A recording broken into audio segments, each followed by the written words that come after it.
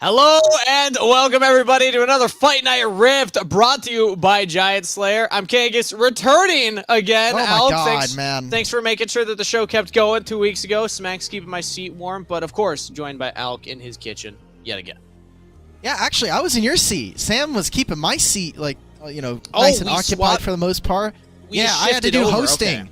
Yeah, everybody missed you. I missed you. I know maybe our Discord messages don't show that, but man, hosting's a hard job. Everybody at home, you deserve it. But everybody at home, you don't know how hard it is to do some hosting. It's difficult. I've done it before, obviously, but it's not quite the same without you here.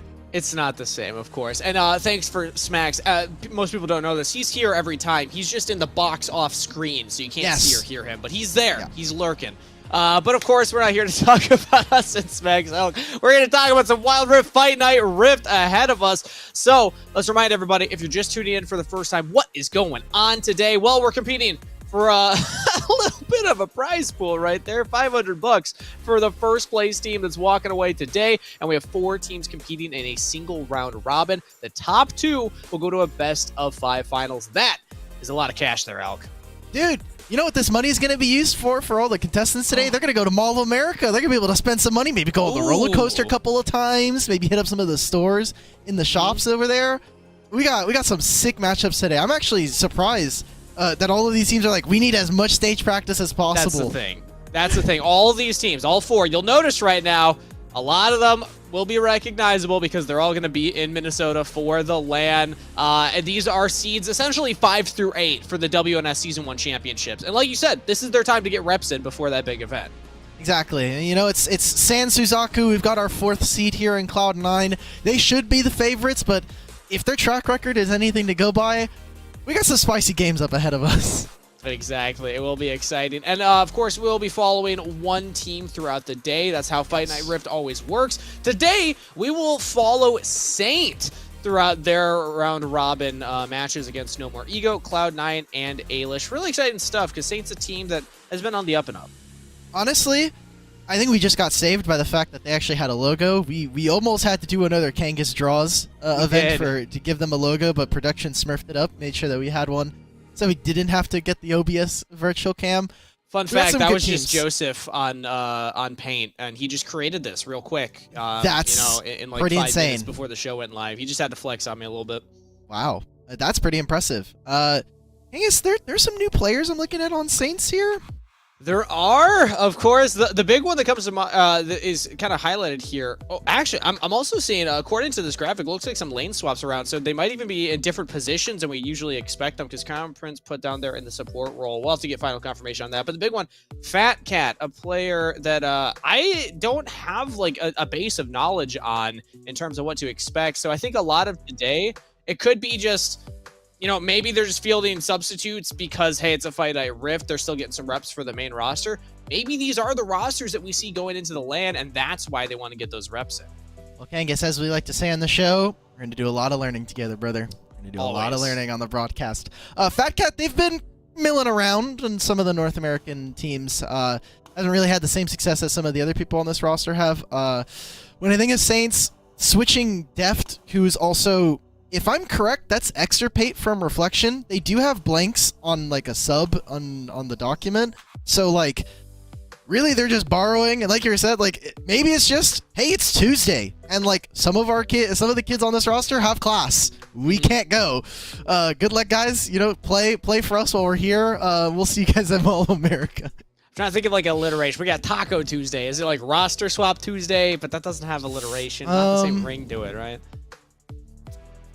There's a word we can get in there for like Substitute Tuesdays, but like, ooh, I actually like that. I think it counts. That counts, okay. Right? Yeah. I think it's just because it got the toots at the end. But, exactly. I mean, Toots we'll Tuesdays. work on it.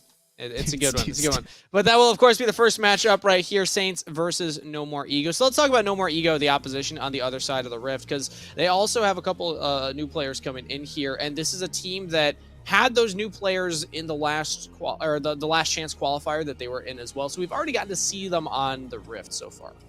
Yeah, they're also bringing in a new player. They've got 9, otherwise known as Random, otherwise known as Boba from last year. Hold a bunch of different name changes, but this guy's still pretty consistent for the most part. I'm looking at Enemy as a whole as to what they're going to bring, not only here in the Fight Night, but also to Mall of America, because this team is obviously much different than the iteration that was dominating, being a top 3 team in North America all year long so far. This, I think, will be a pretty okay eye test. I'm not expecting them to go full try-hard, sweat, let out the entirety strategy book. It is best of ones, but I do want to get, more and more reps for these guys and see where exactly they're at. And I would love to chat with some of the players and some of the teams after the show today as well to see, what was the strategy going into this? Because this is also a good opportunity to try out new players on the roster. If you do want to make last-minute changes before going to Minnesota, make a big top 2 run, because, of course, we will have 2 seeds going into Icons.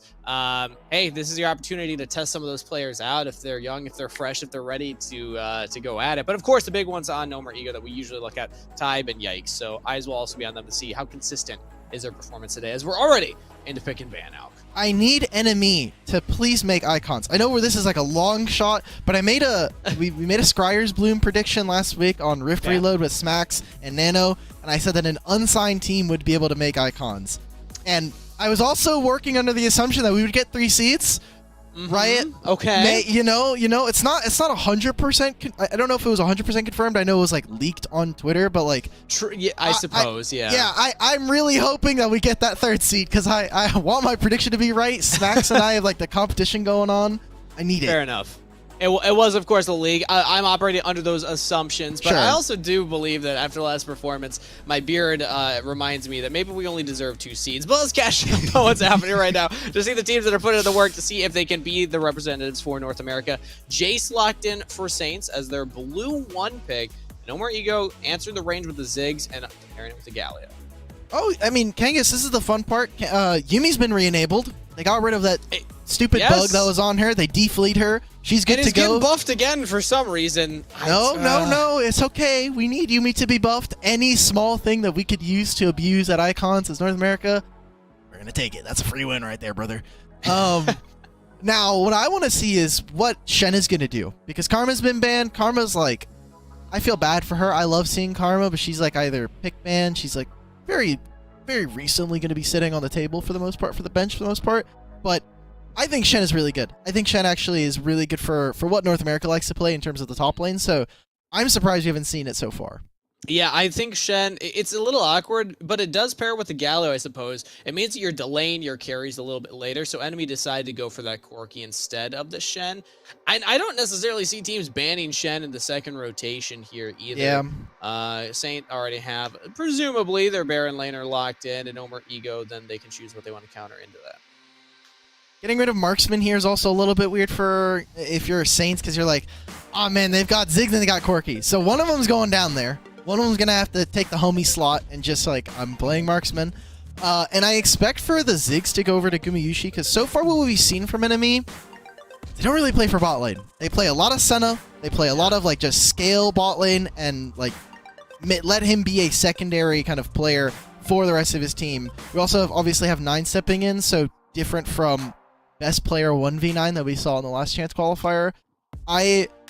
I wonder what kind of like flavor of Enemy we're gonna get here in Fight Night Rift. Yeah, Gumayusi's development has been interesting to track to see how the team wants to utilize the Dragon Laner, because oftentimes you want a Dragon Laner that can bring that firepower and be a primary carry on the team.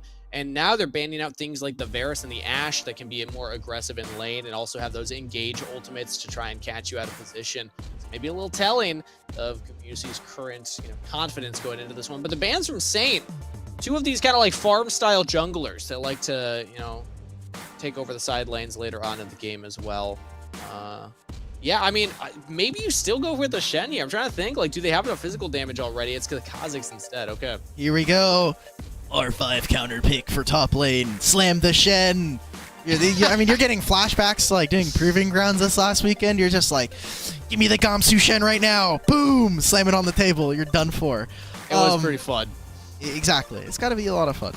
You're on stage. You're hanging out with all the boys. True. I got to actually hang out with Rafa last week. That was fantastic. So shout outs to Rophog. Okay, shout outs to Soraka brand bot lane. Let me make sure. I have my marker here somewhere. I need to like check if like this is just Saints wearing like a Cloud9 outfit. They've got like the hoodie on. They've got the merch. They've got like the blue one Smurf. Like this is looking pretty Cloud9-esque, no? It would be more Cloud9 if Soraka goes mid. If Fat Cat's actually on the Soraka with the set in the support role. I was initially thinking, okay, it's double AP bot lane, but yeah, the more I look at it, the more I think you might be right here. Either way, that red 5 counter pick is saved for the Darius. Let's see what the lane assignments are. Okay, Saints will send set into the Baron lane. Jace mid with support Soraka. Okay, so I think this will be pretty fun. This will be a pretty fun matchup. We've known Crown Prince as like this marksman carry for the Baron lane, now swapping into support role just for tonight, I assume. Him on Soraka, that's like a complete 180. That's like putting me on like a Draven. It's just not my playstyle, not something that we've seen a lot. So I don't know what to say here, Kangas. I'm a little confused, and honestly, it just makes me more excited to see what's gonna happen. Exactly. This is the last look that we'll have of all of these teams before the LAN, before the big event in Minnesota, the WNS Season 1 Championships. And it's funny that we're watching Saints and they have all these lane swaps going on because who knows if this is the look that they'll have going into the event. We presume that this is just because it is fight night and it's an opportunity to get a little extra cash, but we loaded onto the Rift here, Alk. Game number 1 between Saints and Enemy. Okay, I know it's a super huge Debbie Downer, but man, why does Fat Cat gotta have this name? We already talked about this like a few weeks ago. Gamers, the branding is in the name. Just a failure. Fat Cat, I want you to have some confidence in yourself. This is hurting the soul a little bit. I'm just noticing that too, and of course, Deft is in fact extirpate there on Saints, so that's a big story to follow. Extirpate has had really high highs, couple rough games as well throughout the qualifiers and the majors themselves, but always does pack that firepower, likes to carry. But you're right. For anybody out there watching right now, make sure that you have marketable in-game names the same as what you submit to us on your actual rosters, because then we can hype you up that much more. Yeah, me and Pastry were talking about it on one of the broadcasts, but like it's usually good guidelines to go by. 1 to 2 syllables for a name. So like Kangas, Alk, Smacks, Rafa works, you know? Pastry time. Oh man. No, but you go for Pastry. Right, well, pastry works, right? Like you could shorten it. My whole thing is AlkBattery. Sure. We got some jungle 1v9 going on though. Yeah, I'm just watching this right now. Campbell's deep in enemy territory. He's dancing around. Tybe's kind of caught out, but Tybe goes back in, and it is a kill picked up by 9. Valkyries to safety. Flash is used from everybody. Saints are this far deep in the territory of enemy, and they get a double kill on the Nori. They're looking for even more. Yusi is in trouble. Those autos do so little damage. Finally gets another kill. And look at this. Tybe has respawned and picks up another kill. 7 on the board before 2 minutes. Usually when I see junglers go for coin flips like this, it's over Scuttle. But the Scuttle's not even here.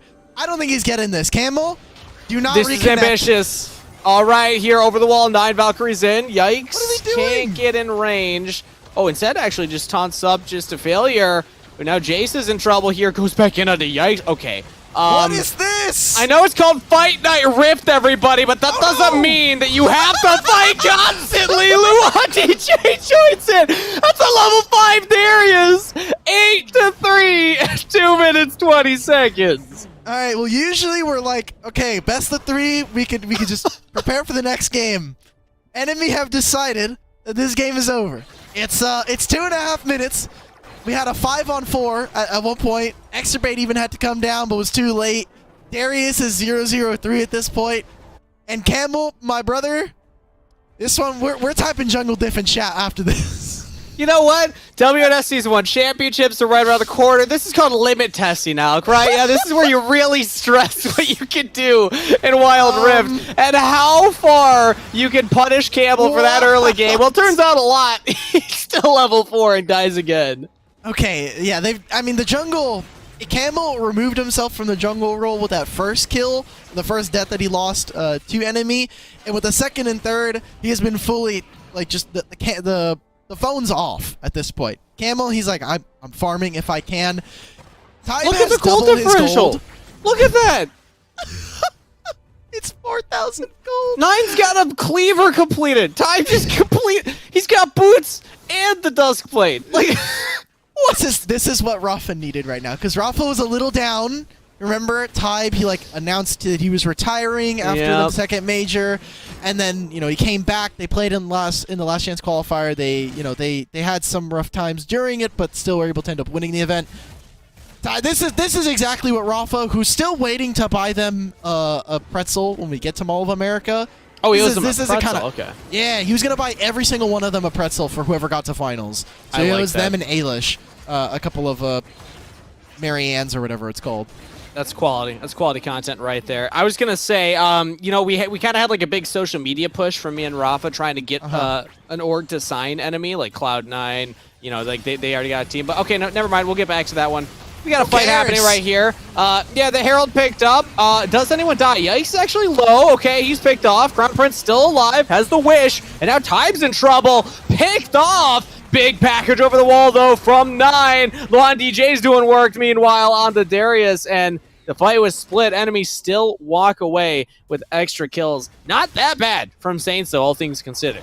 Yeah, but I mean, like, it's good for what it is. They needed to make it a little worse for him. Yep, Just Fail was like, yeah, that was too good. I agree, Kangas. So how about this? No, Camel, don't do it. Don't you take that. Oh, he took it. No, Camel.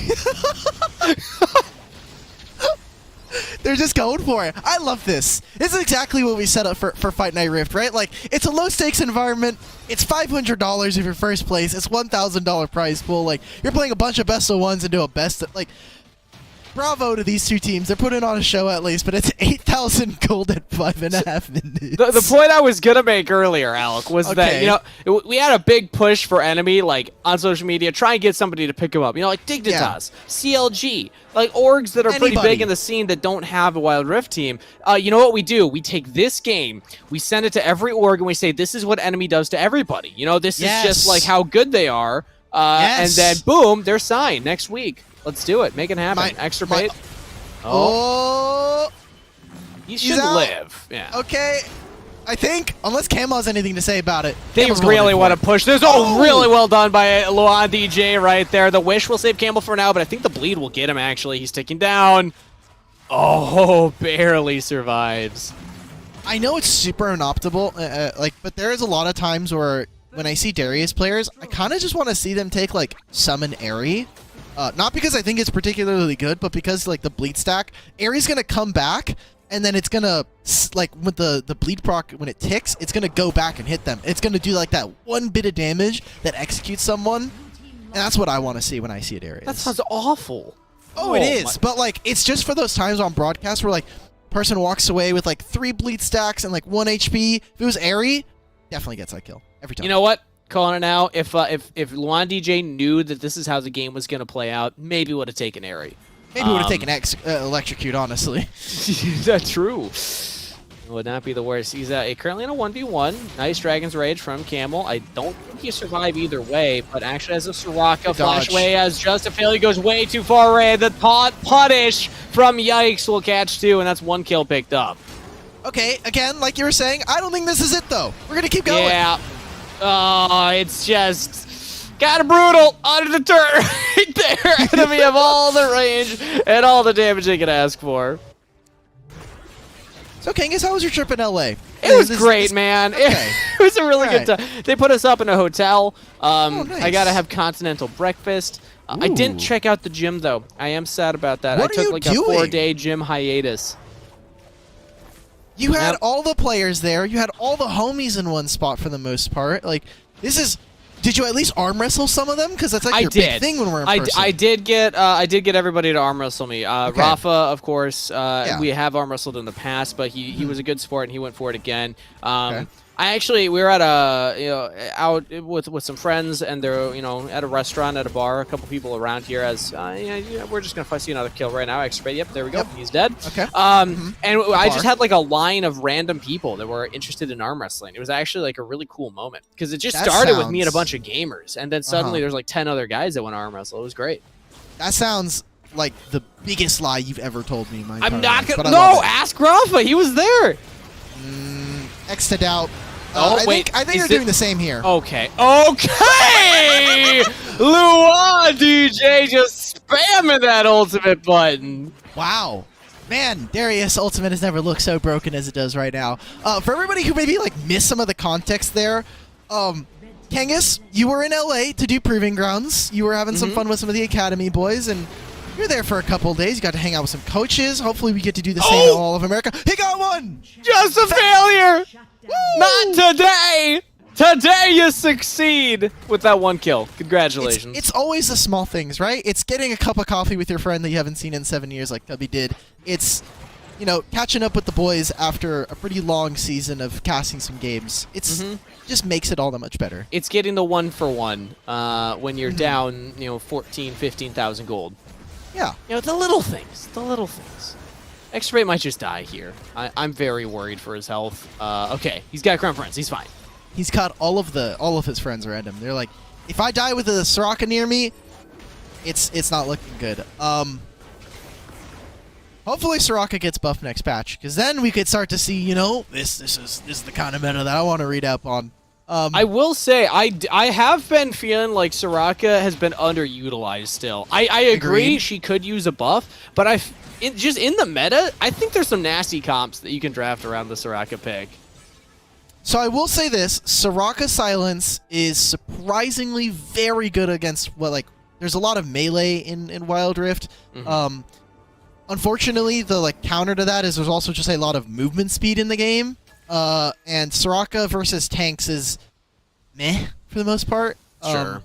Versus tanks, she's cool because she can silence them and she just permanently heals them. She's never under any threat. She just makes your bruiser a tank, basically. Yeah, I guess that's imagine this Jace with the Soraka on him, not behind the turret. Imagine what if it was a Yuumi instead of a Soraka?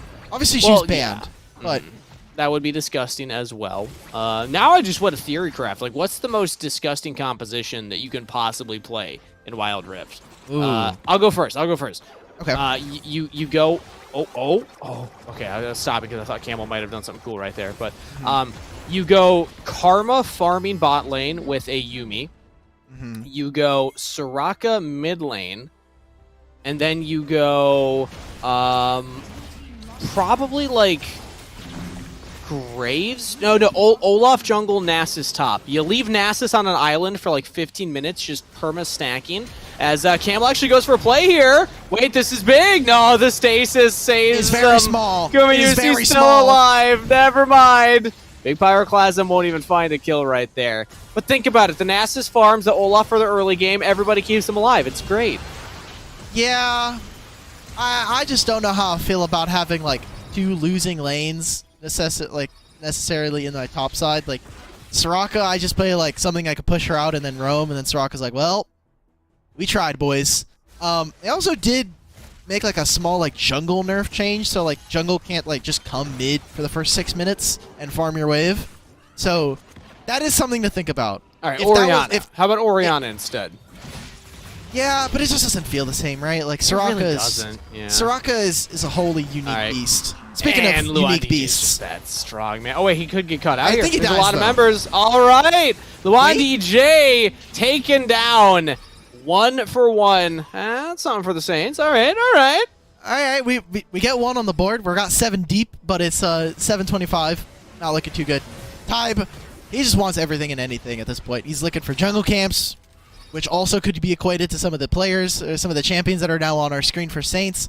I'm trying to think of this comp that I want to build. It's very similar to a lot of things that we've seen.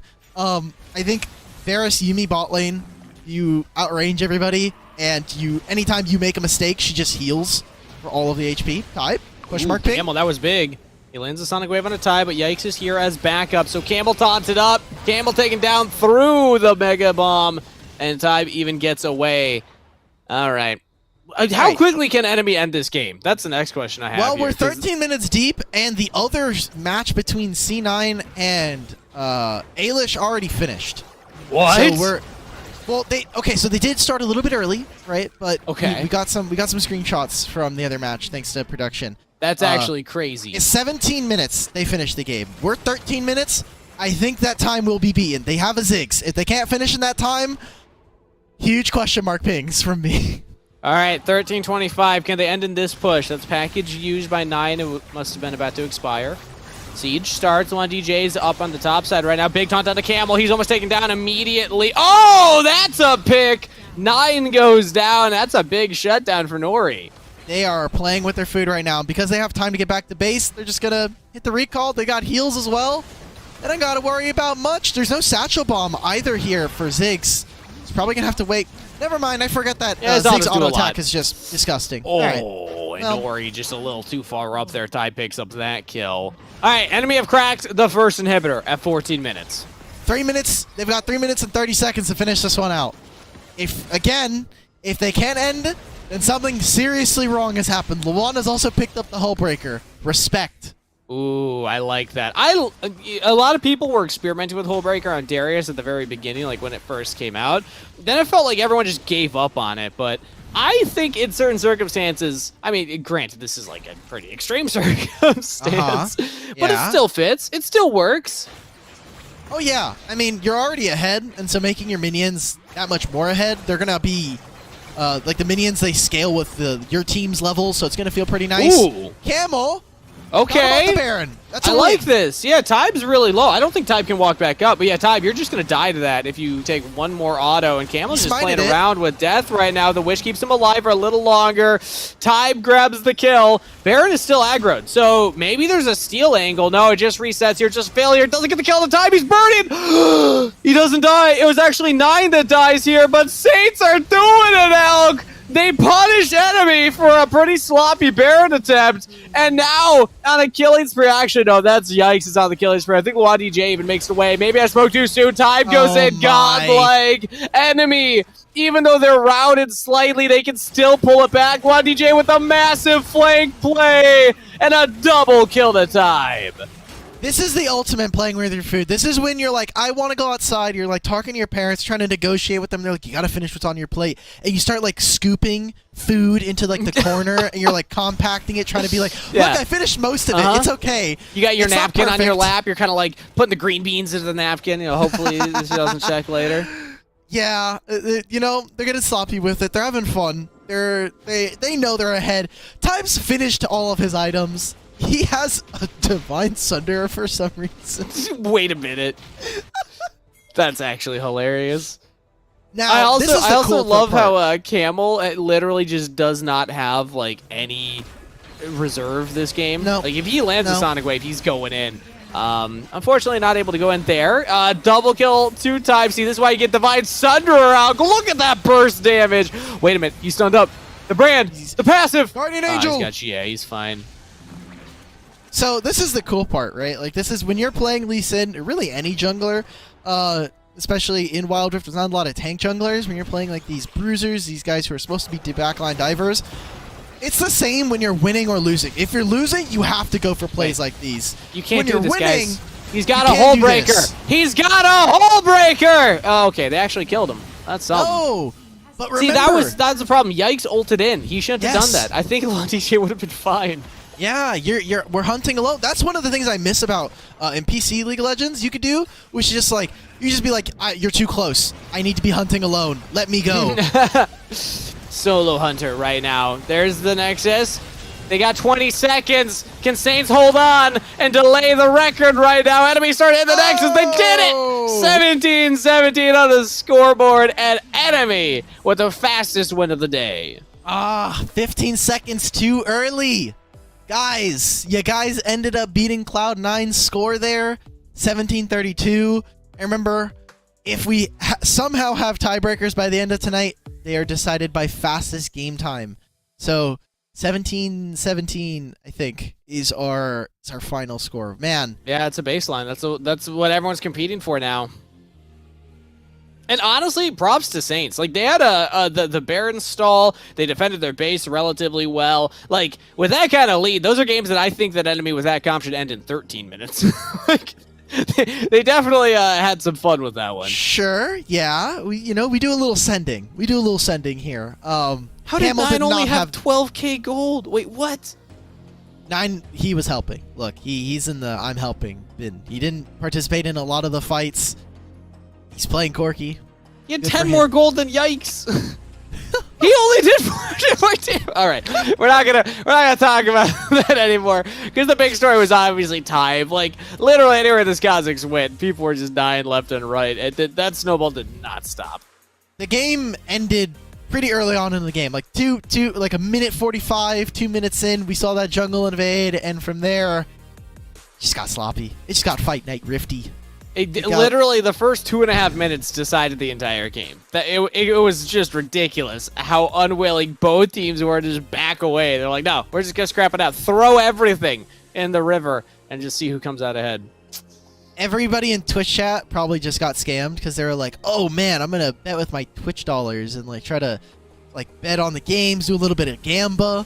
And then they saw the first part of the game and they're like, oh, wait a minute. Maybe this was a mistake. Maybe these teams are taking this as a little vacation before going to land and showing us the real tryharding. Like look, again, any breakdown like $125 to $500, you split that 5 ways, whatever you want to do.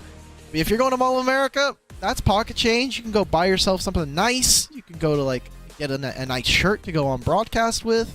So let's take a look at who's in the lead right now then for earning that big prize pool at the end of the day. We got Cloud9 and No More Ego at both 1-0 apiece. And then Ailish and Saints sitting at 0-1 here. Again, both of them relatively quick games. Well, actually, I don't even know necessarily. 17.5 minutes, that's around average, but still probably on the shorter side of things. I'm curious if Cloud9's game was nearly as one-sided, though. I mean, there's no way that Cloud9 had the same opener. So honestly, we got the better part of the broadcast or the bracket. We got the best game that we could have shown here. Good thing we weren't following Cloud9 or Ailish today. Yeah, we would have missed out on this banger. Keck W. Or you already know. But we have to imagine this is probably not something they could replicate multiple times. And for Saints, like, it's just a best of one. Coming in next game. It's just best of one. Yeah, they've beaten Cloud9 before. They've beaten top teams. They've taken games off of top teams before. It is, it's in their repertoire. Now, last time these guys faced up, Cloud9 got the better of them. Everybody on the broadcast kept predicting that Saints were going to lose the match. I predicted that they were going to... everybody predicted that Saints were going to win that match versus Cloud9. Cloud9 ended up winning it, and I look like the best analyst in North America. I do have the highest Smarge percentage, which is our... we're tracking the number of times our analysts... Smarge percentage. Yes. It's I don't know. It's like an industry term or a professional term, but maybe we'll have a graphic for that later on. But either way, that's game 1 in the books there, Alk. Saints down in their first game, but we will still be following them throughout the day. So let's see what they're bringing into the next game right after this short break.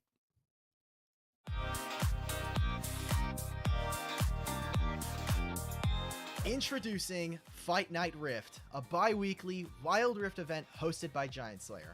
4 teams will be invited to compete in a round-robin best-of-1 format, where the top 2 teams in the round-robin will play in the finals to decide the winner of that week's Fight Night.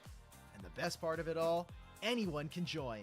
Head over to GiantSlayer.tv/WR to sign up and have a chance to be invited to compete in the next Fight Night. Our hope with the Fight Night Rift is to create a place to develop North American talent in a grassroots environment. Will you be the next Fight Night Rift champion? We'll see you on the Rift.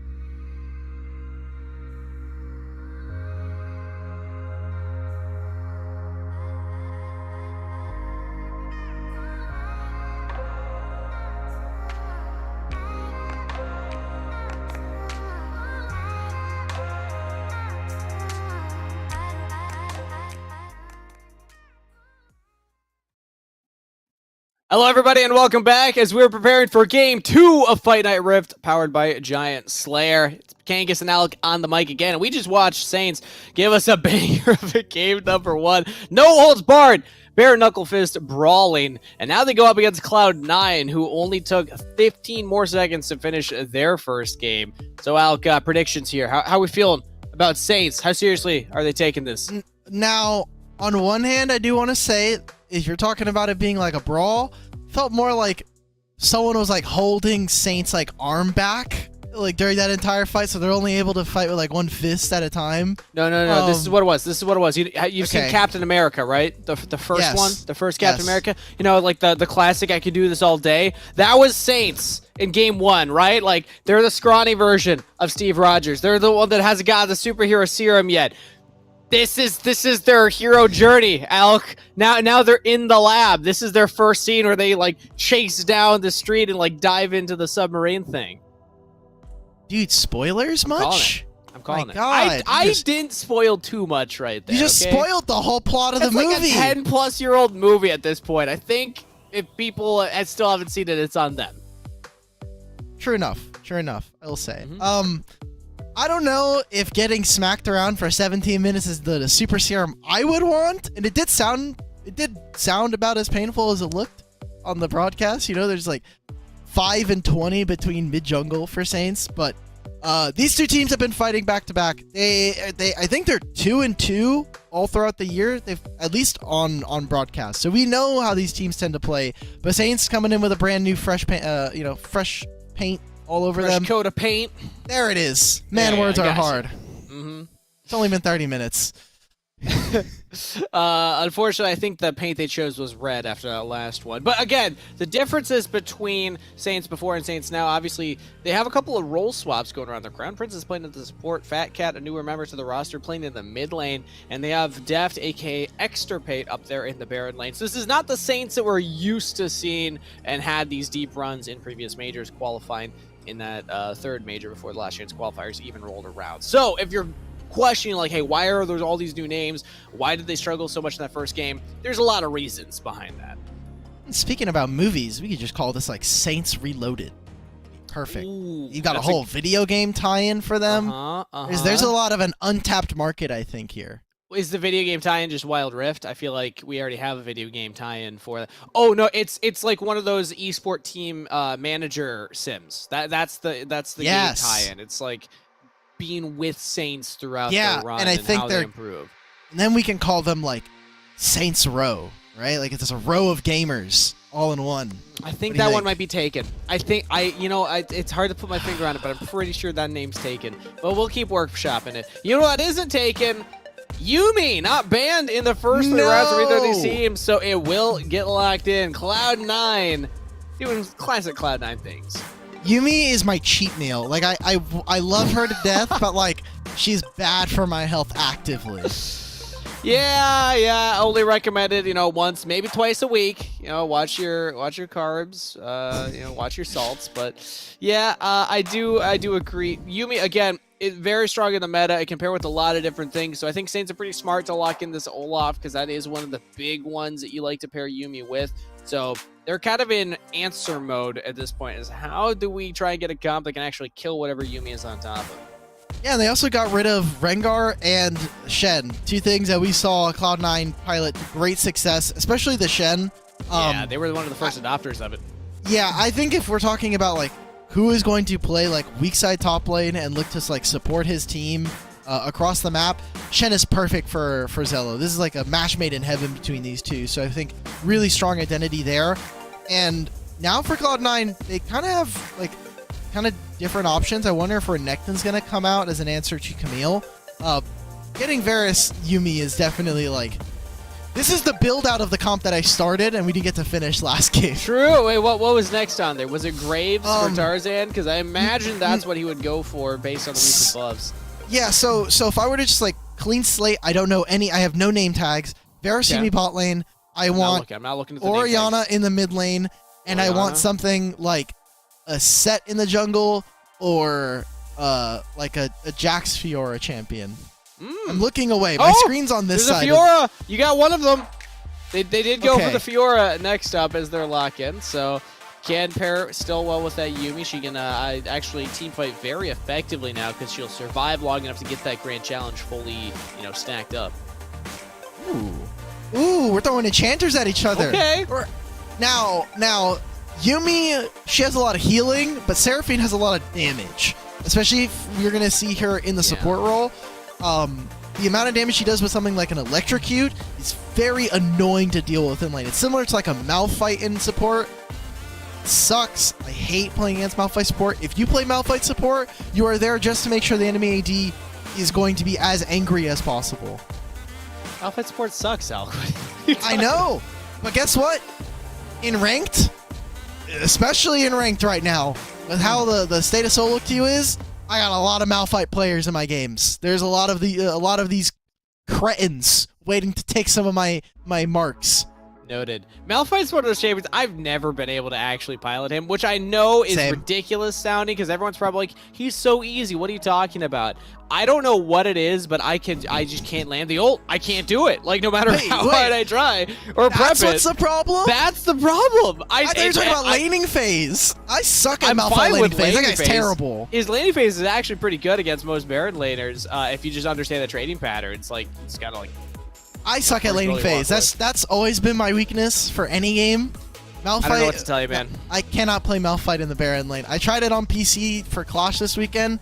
I got absolutely destroyed. I still believe that Malphite was specifically changed in my mobile downloaded copy of Wild Rift, and that for everybody else it's easy. And he has like a homing ultimate, but mine it like just permanently goes the opposite direction. I can't explain it. Kangas, I don't think we're that special. I don't think either of us are that special that we get a free different client than everybody else. Speak for yourself. Graves banned away, Jack's banned away, and the Jace and the Soda as the bans from Cloud9's perspective. Oh, this would be spicy. Nass is locked in for Saint. Would that be like a Nass's Seraphine lane? Dude, were they watching our broadcast? They were like, they heard us talk about Nass, so they're like, screw it, anything's possible at this point. After that game, anything's playable. Maybe they were, actually. You never know. They have the Olaf and the Nasses. The Camille's the big question mark. But because of that Camille, I expect that to go into the Baron lane. So that makes me think it could be Nassus, actually, as the farmer in the bot lane. That sounds terrible, though. Into the Pokemon. There was Yuumi? So it depends, right? Like, if he goes for like the Spirit Fire Rush or for like Spirit Fire Max, you do have some poke in lane. It's armor reduction, which feels pretty nice. Although you have Seraphine and you have Camille who does true damage, which is a little questionable. The attack speed slow is going to feel pretty nice. I think Nas is actually really good into this team. Akshan, a pretty low range marksman. He will really suffer under a Wither. But let's get one thing straight here, Alk. Akshan was baked into the Nasus. Cloud9, my brother's in Rift. You don't have a front line. Where's the tank? Fiora? Is this your frontliner? You don't need the front line. The front line is a lie told to you by big government for you to pick these comps. Fair enough. Fair. I suppose. Sure. Why not? You know, we're just having fun today. At this point, it is the Nasus farming in the bottom lane into the poke of Avaris Yuumi, and the Katarina rounding out. I actually do like this into the Cloud9's composition. Like, Katarina will be relatively unanswered. Yeah, there's not a lot of point-and-click crowd control, and a lot of it is either you get hit with a Chains of Corruption, but Katarina's still going to be spinning. Yuumi ult, you're going to get stunned, but, like, you're fine. Maybe. I mean, you can still dodge out on that. Evelyn as well. Like, unless someone, like, really biffs something, and there's just, like, a Fiora riposte that just is game-breaking. This will be a lot of fun. Cloud9, however, they've gone with the I don't want to be in vision. Neither do you. Varus is going to be firing from a screen away, and there's up to 3 members who can be invisible. As Yuumi, when she attaches, she's no longer on screen. So everyone's going to be attacking Zello, is what I'm hearing. Zello, be careful. They're the only ones that they can visually see. So probably means that there's a target on your back. They've already used exhaust. I'm disappointed we don't have an all-in level 1 right now. Where's the jungle invade? You got Olaf, Katarina. Maybe it's the fact that they also have the Nasus that they don't want to do it.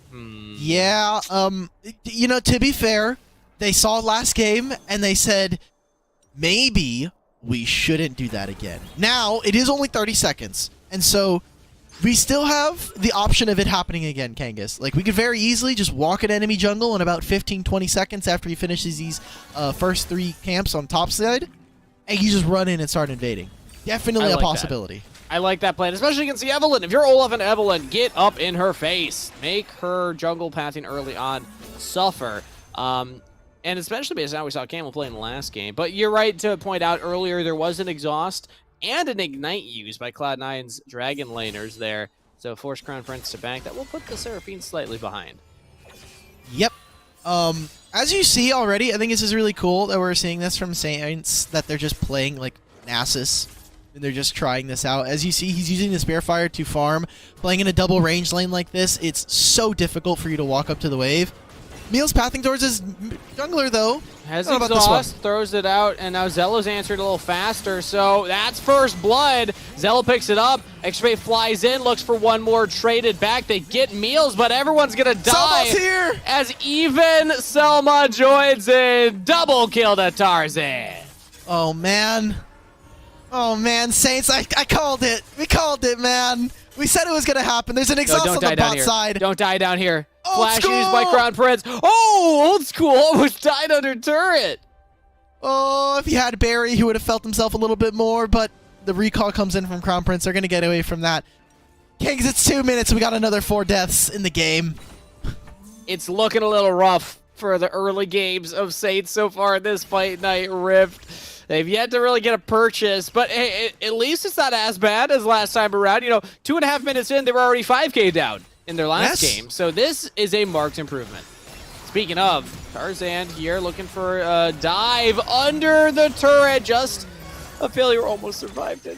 So close, but does go down. You can take the C9 out of Proving Grounds and LCS, but you can't take the Malice out of C9. This is a Malice champ. For anybody confused, that is one of their League of Legends junglers. Tarzan playing it now in Wild Rift. Obviously different champion, different games, but... That's Evelynn! Wait, Evelynn is wholly the same. I mean, same kit, yes, but like, you know, play different. You know, the tempo's all different. What do you mean? The champion isn't she's invisible. She one-shots enemy jungler. She makes sure enemy AD has 0 fun. But in League of Legends... the same. League of Legends, you can buy pink wards. True. Which is why she's more annoying to deal with in this game. Exactly. She is infinitely way worse to play against in this game. You're sitting there with, like, sweepers, and you're like, please, in the 6 seconds that this sweepers is on, I hope I can see her. And on top of that, you don't really have anybody that's comfortable face-checking outside of maybe late game Nasus. I suppose Campbell, once you're level 5 as he is now, you can Ragnarok if you see that charm kind of underneath you or once it hits you, but you're still in danger of just getting popped and one-shotted.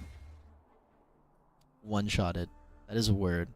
I feel like more of a word than smarge. I'll promise you that. Oh, 100% true. That is definitely the case. That is definitely going to be the what's the play here. But Alk's whole bit, everybody, is that he just takes a regular word and adds G at the end of it, and that's okay. Like, but it's actually okay. It's because it's an emote, right? Like I'm a degenerate Twitch chat user. Like I'm there. I've got Discord Nitro. First step is admittance. Yeah. Yes. And that entire like line of Pepes has infected my brain. It's no longer Wild Rift knowledge. It's just all Pepes in there. It's honestly the worst. Yeah, his range is Pepage. That is the story. Oh my god, yo, okay. See how it sounds when I do it? Please mute this man. See how it sounds. You're way too old to be doing this. Yeah, true. All right, the Herald's picked up. Tarzan going for another dive right now. Extirpate in trouble and picked up. Tarzan answered though as Selma and Meals now need to get out of there. They're hit with the Encore. Now, can they get picked off? Saints look to chase him down, but Meals is dealing with a wraparound. Doesn't have Selma anymore, but they just kind of ignored it, and Selma gets right back out of him. Meals is out. Dude, Selma definitely just screamed at his mid laner for almost letting him die. They're going to want to try and crash this wave. Unluckily, Katarina's just going to have to watch as there's just a recalling Akshan there. Zell's going to pick up some farm on the bot side of the Rift. Why am I seeing so many Hullbreakers being bought? I just saw Meals with Hullbreaker. Because it's the most fun game. Or most fun item in the game. Hullbreaker does not work when you have a Yuumi in the game. This is not the interaction I want to see.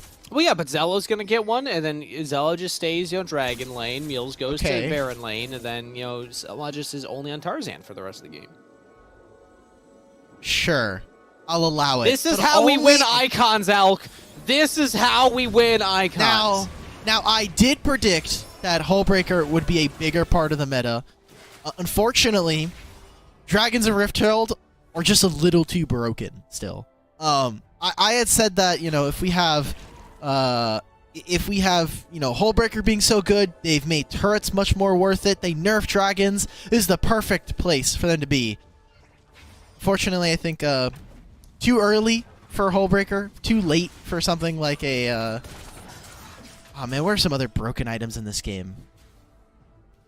Too late for Black Cleaver. Too early for Hullbreaker. Too late for Black Cleaver. Ooh, I like that. Yeah, North American read on the meta. Another pick down here in the Dragon lane. Extirpate runs away as Camel goes in. Maybe not on the same page right there, and Camel pays the price for it. Zelo will survive with the assistance of Selma. Oh, but there's a chase. Here we go. And just a failure here. That's one kill picked up for the Katarina. The resets come through. Exhaust used onto Selma. Meanwhile, the tier 2 top turret is just getting taken. There's no possible way Selma survives this, right? Selma, stop! They have families! They have lands to play in! You can't just do this! No! What was that? Oh, he's alive! No! How did Selma live? Okay, just make it stop. Make it stop. The voices in my head. The voices. I can't make it stop, Alk. It hurts.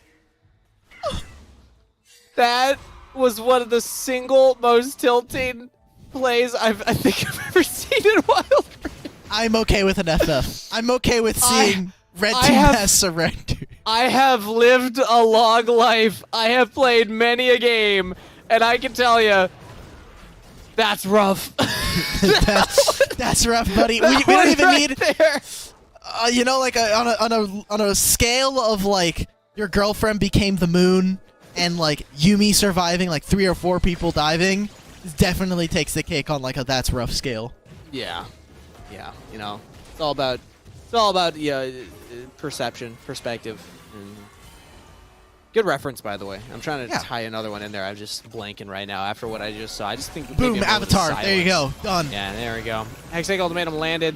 Meals picked off. That's big for Saints. They needed something. Anything at this point. And when they needed Campbell the most, he vanished, disappeared, gave him 4 deaths in the enemy team. They're gonna go for this. Tarzan, literally they could do whatever they want at this point, and I'm pretty sure it's okay. Oh, he was taking turret, but he survives. He had the ultimate available. So the whole point of this composition for Saints is that your bot lane does not die, and they provide a ton of healing with double font of life, Seraphine, all of the utility that someone like Nasus provides. Like, it doesn't matter. Know this. Wait, I was gonna say, I don't think Saints know that Tarzan is here. How are they gonna know? Okay. Oh wait, they got one. Wait, that's big. They actually picked off Old School there. Zelo nearby. Tarzan does not find the flank. He's just gonna run straight at them. Maybe that's gonna work. They kill Extirpate through the ignite. They got Core, but now Camel has to flash away because the team was not ready for that engage. Saints peel off Cloud9 there. They should get this dragon. They should. I mean, there's not much they could do. Katarina does not have ultimate quite yet, so maybe they can look for something afterwards. That's damage on the Meals. Oh, just a failure went for it, but doesn't quite have the burst to get through Zelo or Meals. Saints just look, I mean, discombobulated at this point.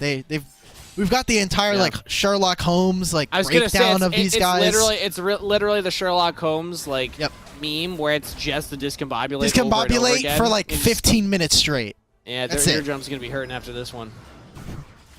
Oh man. Yeah, I mean, Camel was taking blue buff the whole time, so Katarina was definitely doing some sending. We're sending it fully.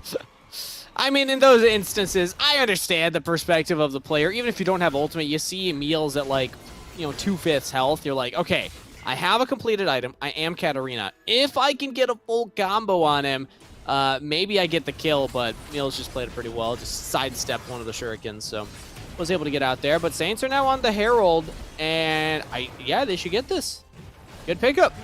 Yeah, I mean, it's gold. We'll see how useful it'll be. They might have to just like summon Rift-Tailed in like mid lane for some plates, because we don't see them winning team fights. They're down almost 10,000 gold at this point, and without any real pushing lanes, difficult to use that ability. Difficult to use the Rift-Tailed in any proactive manner. So I'll wait to see. I'll hold my breath as to whether or not we'll actually get to see Rift-Tailed touch a turret this game, at least from the side of Saints. But I mean, now they've got double hull breakers, Kangas, and that means it's a lot of damage. Satisfying for Meals right there. He just cleared out an entire mini wave with his ultimate. Like, you don't even care that it missed the champion, right? I do. Oh, I do a little bit. Extirpate 1v1ing Zello right now. Zello doesn't even get all the stacks off. Flashes the wall. Loses the 1v1. Wow. Okay, but he got out, you know, and if you're Cloud9, that's a win for Saints. You're just spending resources. Watch Tarzan right here. He was on the flank and catches Crown Prince. Nori's walking up, trying to just be a one-man army, but does not have the stats, and a double kill to Tarzan on the rampage. Man, Evelynn is just like one of those champions, similar to like Wukong, where as soon as she attaches to you with her little jump ability, it's following you. You can flash all you want. Evelynn is coming along for the ride. And there follows Crown Prince all the way back. They get an inhibitor at this point. 12 minutes, Alk. This is even faster than last game. We were saying that Saints had a better early game. They weren't as far behind, but Cloud9 are actually closing this out even quicker than last time around. Obviously, this is the full-powered Cloud9. This is the Cloud9 roster that we expect to see at the LAN coming up. Not this weekend, but next weekend. WNS Season 1 Championships will be happening in Minnesota, and Cloud9, they're scaling. They've been improving throughout the entire season so far, and I think that they're hitting a peak right now against a Saints that have roster swaps that have a different look from presumably what we will see at that same LAN. And that was the thing that when we were talking to Nano on Rift Reload this last week, he was like, the problem with us is that we were just trying too many things. Extirpate makes it out, but Cloud9, they just, when they went into the last major, they went into the last chance qualifier, or to the Major 3, they were just trying way too many different things. So now, hopefully, they're developing a style. They're developing something that they can go back to and say, this is home for us. This is what Cloud9 at a baseline looks like, and stuff that, you know, then we can go off of that, start to experiment, start to do different things. As long as they don't take games like this and events like this and say, all right, this is the read of the meta, this is something that will work at the WNS Season 1 Championships, that would work at Icons. I'm still not the biggest fan of the comp they put together. The performance is fantastic, as we see here. They're just getting kill after kill, making another play in the side lane. As usual, they're pretty good with their lane assignments as well. They've taken down 2 inhibitors, working on the 3rd here. And this should be close to the end of the game. I mean, honestly, this push with these supers can probably get it, but a double kill to just a failure. Triple kill for the Katarina. Reset City gets Saints back in the game. Let's go, Katarina! We've got a bunch of Katarina players here in North America, so it makes me happy to see more and more of them being added to the list. I don't think it'll mean anything, Kangas. In the grand scheme of this game, it'll be a blip on the radar, a small memory that they can maybe have, a fleeting one at that, but they got something. Exactly. It's a little bit of hope. Even if they are going to struggle in this game, even if they do drop this eventually, a little bit of cope. 13K in the hole, those are the kinds of moments where you say, yeah, we didn't kill the Yuumi under turret, but we got a triple on a Katarina. So, yeah, it helps save the mental a little bit, because they do have another game coming up after this. That is true. You know, we do have another round of games being played before we get to the finals. Cloud9 looking to go 2-0, potentially cement themselves as the #1 team going into finals for the Fight Night Rift today. But, I mean, Zello, do you even win this? I think he does. Extirpate not having the best time of that one, and does go down. Everyone, say goodbye to Shelly there. That was the Rift Tail that we were talking about for Saints. Didn't even get to touch the turret. It was along the lonely road. Unfortunately, it is the only one that it will ever know for now. Don't know where it goes, but I see Tarzan like at the enemy jungle. He's gonna go for more. Oh, he's not walking alone. At least he's got Yuumi. Wait a minute. Well, I mean, yeah, we know that Tarzan's not walking alone. I don't think that was ever in contention. The Nexus focus. This should just be the game-ending push. One final effort from Saints. Rampage for just a failure. And Camel bought a lot of space for them, but it was just so they could walk up and die even faster. Zello ends the game on the Nexus. Cloud9 moved to 2-0 at Fight Night Rift. Oh, man. And another early game. Now, you know, we were talking about, like, contextually, this is a better early game, but did they get smashed, man? It's like, crazy. Like, how changing a couple of players on a roster, moving some positions around, really does make a massive difference at this top level of play. Do not get us wrong. Saints are a team that deserves respect. Saints are a team, and their core roster have done incredible things and achieved a lot in the Wild Rift scene. But when you have, you know, lane swaps and 2 different players coming in from what we expect from you, and you go up against Cloud9, like, honestly, this should be the expectation from Cloud9's side. For Cloud9, this is about stock standard. This is probably the level that I expect them to play at. Do I expect them to win WNS with this kind of form? Questionable. For Saints, however, you know, obviously they're playing with a sub-roster, but they're just taking a lot of unnecessary fights. Like, they're just, like, walking into a bar and saying, like, I want to fight everybody here. I don't care if you're, like, 200-plus pounds on me as, like, a scrawny young kid. Like, I'm just going to fight you. Yeah. And I think that is going to lead to more one-sided games like this. They're just out for a scrap, you know? And it's the same thing every time. It's not like where it's like different, like lanes are going boom. It is Camel and the rest of the team like trying to follow up on whatever's happening in the early game at around 1.5 minutes. And then the game's over. Which is like, okay. Like we went into the day and the question that we posed at the very beginning was, what look are we going to see from the teams? Is this a practice for the LAN coming up? Is this them, you know, trying out different strategies, maybe like experimenting with different shot callers, whatever the team wants to work on in that moment? Or is it just still like traditional Fight Night Rift where we have fun? You know, it's just about, you know, coming up, showing up, having some fun times with some buddies.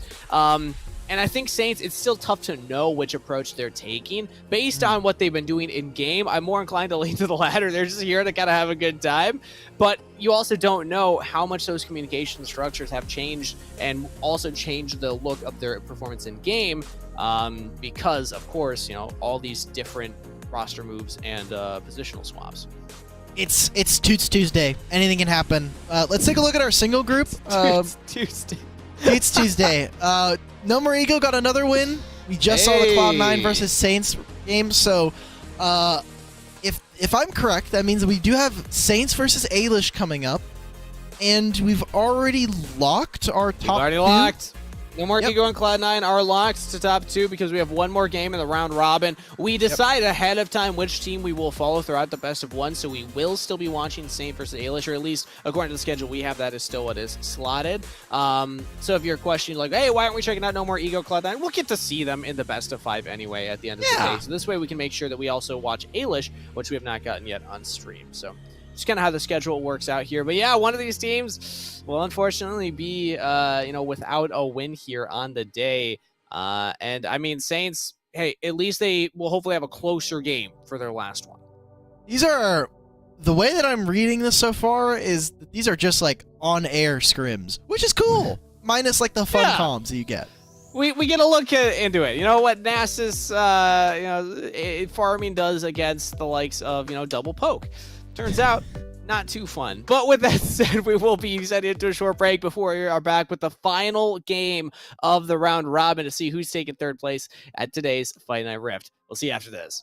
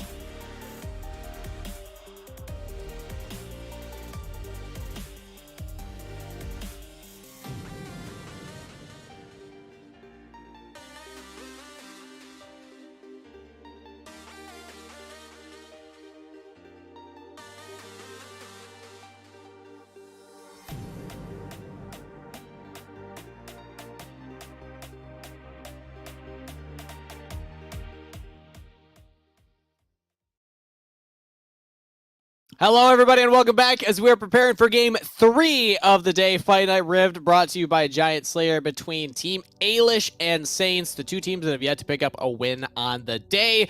Alka, have you been doing your finger stretches during the break? Are you limbered up? You ready to go? What the hell is that? You ever seen one of these before? No. It's dude, like that's a the little, thing from like Stranger Things. Things. What? Which, dude, wait, that is nightmare fuel. What is that? It's like little. It's like a rubber band that it has these little finger holes in it, and then you just stretch. Okay. Oh, it's amazing. Feels so good on the fingers. I'll send you some. I got plenty. But that all that tells me, Alk, is that your fingers are not warmed up and you're not ready to go. No, for this Game I'm 3. not. What's up with that? I warmed up the parts that I thought I was going to be using today. That's all I'm gonna say. Your brain, obviously, right? You're supposed to be the smart one, Alk. You're supposed to say yes. All right. Yeah. Well, obviously we've been working our brains a lot here as we've been watching Saints struggle so far with some very interesting drafts and interesting plays in this game. And now we'll see them up against Ailish. Reminder that all these teams that are playing today, we're going to see in Minneapolis, Minnesota at the Mall of America in a week and a half time. That's coming up soon at the WNS Season 1 Championships. So this is kind of an insight into how they're looking right now. If this is how Saints are looking, we need to look away. This is looking like I am like 90% positive this is not how Saints are gonna look come land time. I definitely, I think everybody should have the takeaway from today be all right. So this is Saints on an off day, roster swaps, people in different positions, but definitely not them at their full power. For sure. I just wonder all of the games we're gonna be able to play at Mall of America. Like, there's a lot. So there's a full indoor amusement park, first of all. So I gotta get you, Ruff, and Smacks on some of those rides because it's always fun. One of my favorite parts about like going to amusement parks with friends is you get to figure out who screams the loudest and like who freaks out in those like big pressure It's either moments. me or Rafa. No, I feel like it's gotta be Rafa. It has to be. I'm a little bit of like a screamer, but I also like. I used to be deathly terrified of rides. So there's a picture of me at Busch Gardens. I don't remember like what it's called, but it was one of the first rides that had like a 90-degree like steep drop. Okay. And like the picture is like a young me on the ride, like with the bars, and I'm like, you could see me like gripping for dear life. My face is like trying not to die. We're gonna have to recreate that. That's gonna be a meme used on broadcast. Like Alk as a kid, or Alk as an adult, but we're gonna make it as a template, like watching NA Season 0, watching NA Season 1, something like that. I don't want to do that at I don't want to do that at Icons. I want to see us succeed. True. See some real gaming going on. We'll wait until like the first games have been played out to determine if that's going to be an appropriate meme template for it. But here's a reminder: Saints going up against Team Ailish, Baby, Dolph, Tyrant, Lynn, and Deceived. Also, some newer names on the side of Ailish today. Yep, they're rocking some new players again. My bet is just going to be that it's a Tuesday and like people are busy, people are out doing stuff. Yeah, it's Tuesday. It's Tuesday, of course.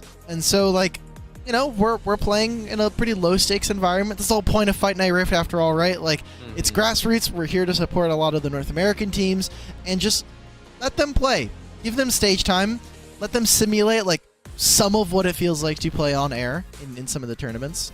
And what I will say is that Cloud9 was definitely taking that last one relatively seriously in terms of like in-game performances. I still question the draft. I'm not going to back down on that one. What? But overall, it felt like Cloud9 was taking it seriously. That's going to be an exciting best-of-5 finals between Enemy and Cloud9 because I think that one will probably be like the most in terms of the games that we're going to see on stream today, a preview of what could happen at the WNS Season 1 Championships. I don't know what you're talking about. I've liked some of the drafts we've seen today. I think they're fun. They're creative. I think they're playing kind of to the level that we have here in Fight Night Rift. And you know, they're doing stuff. There's still some like they're obviously trying different things. We have Zello on Fiora, which was something that we saw last year, and I know I've seen like a clip of him on Twitter being like Fiora is really cool with like the when Hullbreaker first got introduced. But I think Cloud9 we're playing comfortably. I think Enemy were also playing a little bit more comfortably. They obviously had a little bit of a swap with some of their players, and so I think still feeling themselves out. I don't know what's wrong with I don't know what's going on with Saints. Saints are either like really want to go home, or they are just like, let's just fight. A reminder though, Saints' traditional roster as of right now that they submitted would be Crown Prince Baron lane with Camel jungle, Icy mid, and then Nori and Fat Cat. That's not how they've been playing so far. They have, of course, Deft in, aka Extirpate, in the Baron lane. Crown Prince is in support, and then Icy, aka I guess that was mostly just a name change, right? Between 9. Oh, no, yeah. no, I was thinking Don't Worry Ego. Sorry, yeah. I got that one a little confused in my own head. But the idea being that Saints do have a lot of different players also in roles that they're not expected to play in. So I think that answers it. What's going on with Saints? So my pushback to that is that it's a player that's been on the roster before. It's not like Fat Cat is like playing Katarina and running it into mid lane tower on every recall. It's Camel taking some pretty bad trades. True. I don't know what's happening. That is fair to say, especially at game number 1. But they have swapped things up, so this is a different look for Saints now. It's Crown Prince back in the Baron lane, Camel with Fat Cat mid, Blanks in the Dragon lane, and then Nori in support. So they are swapping things up right now.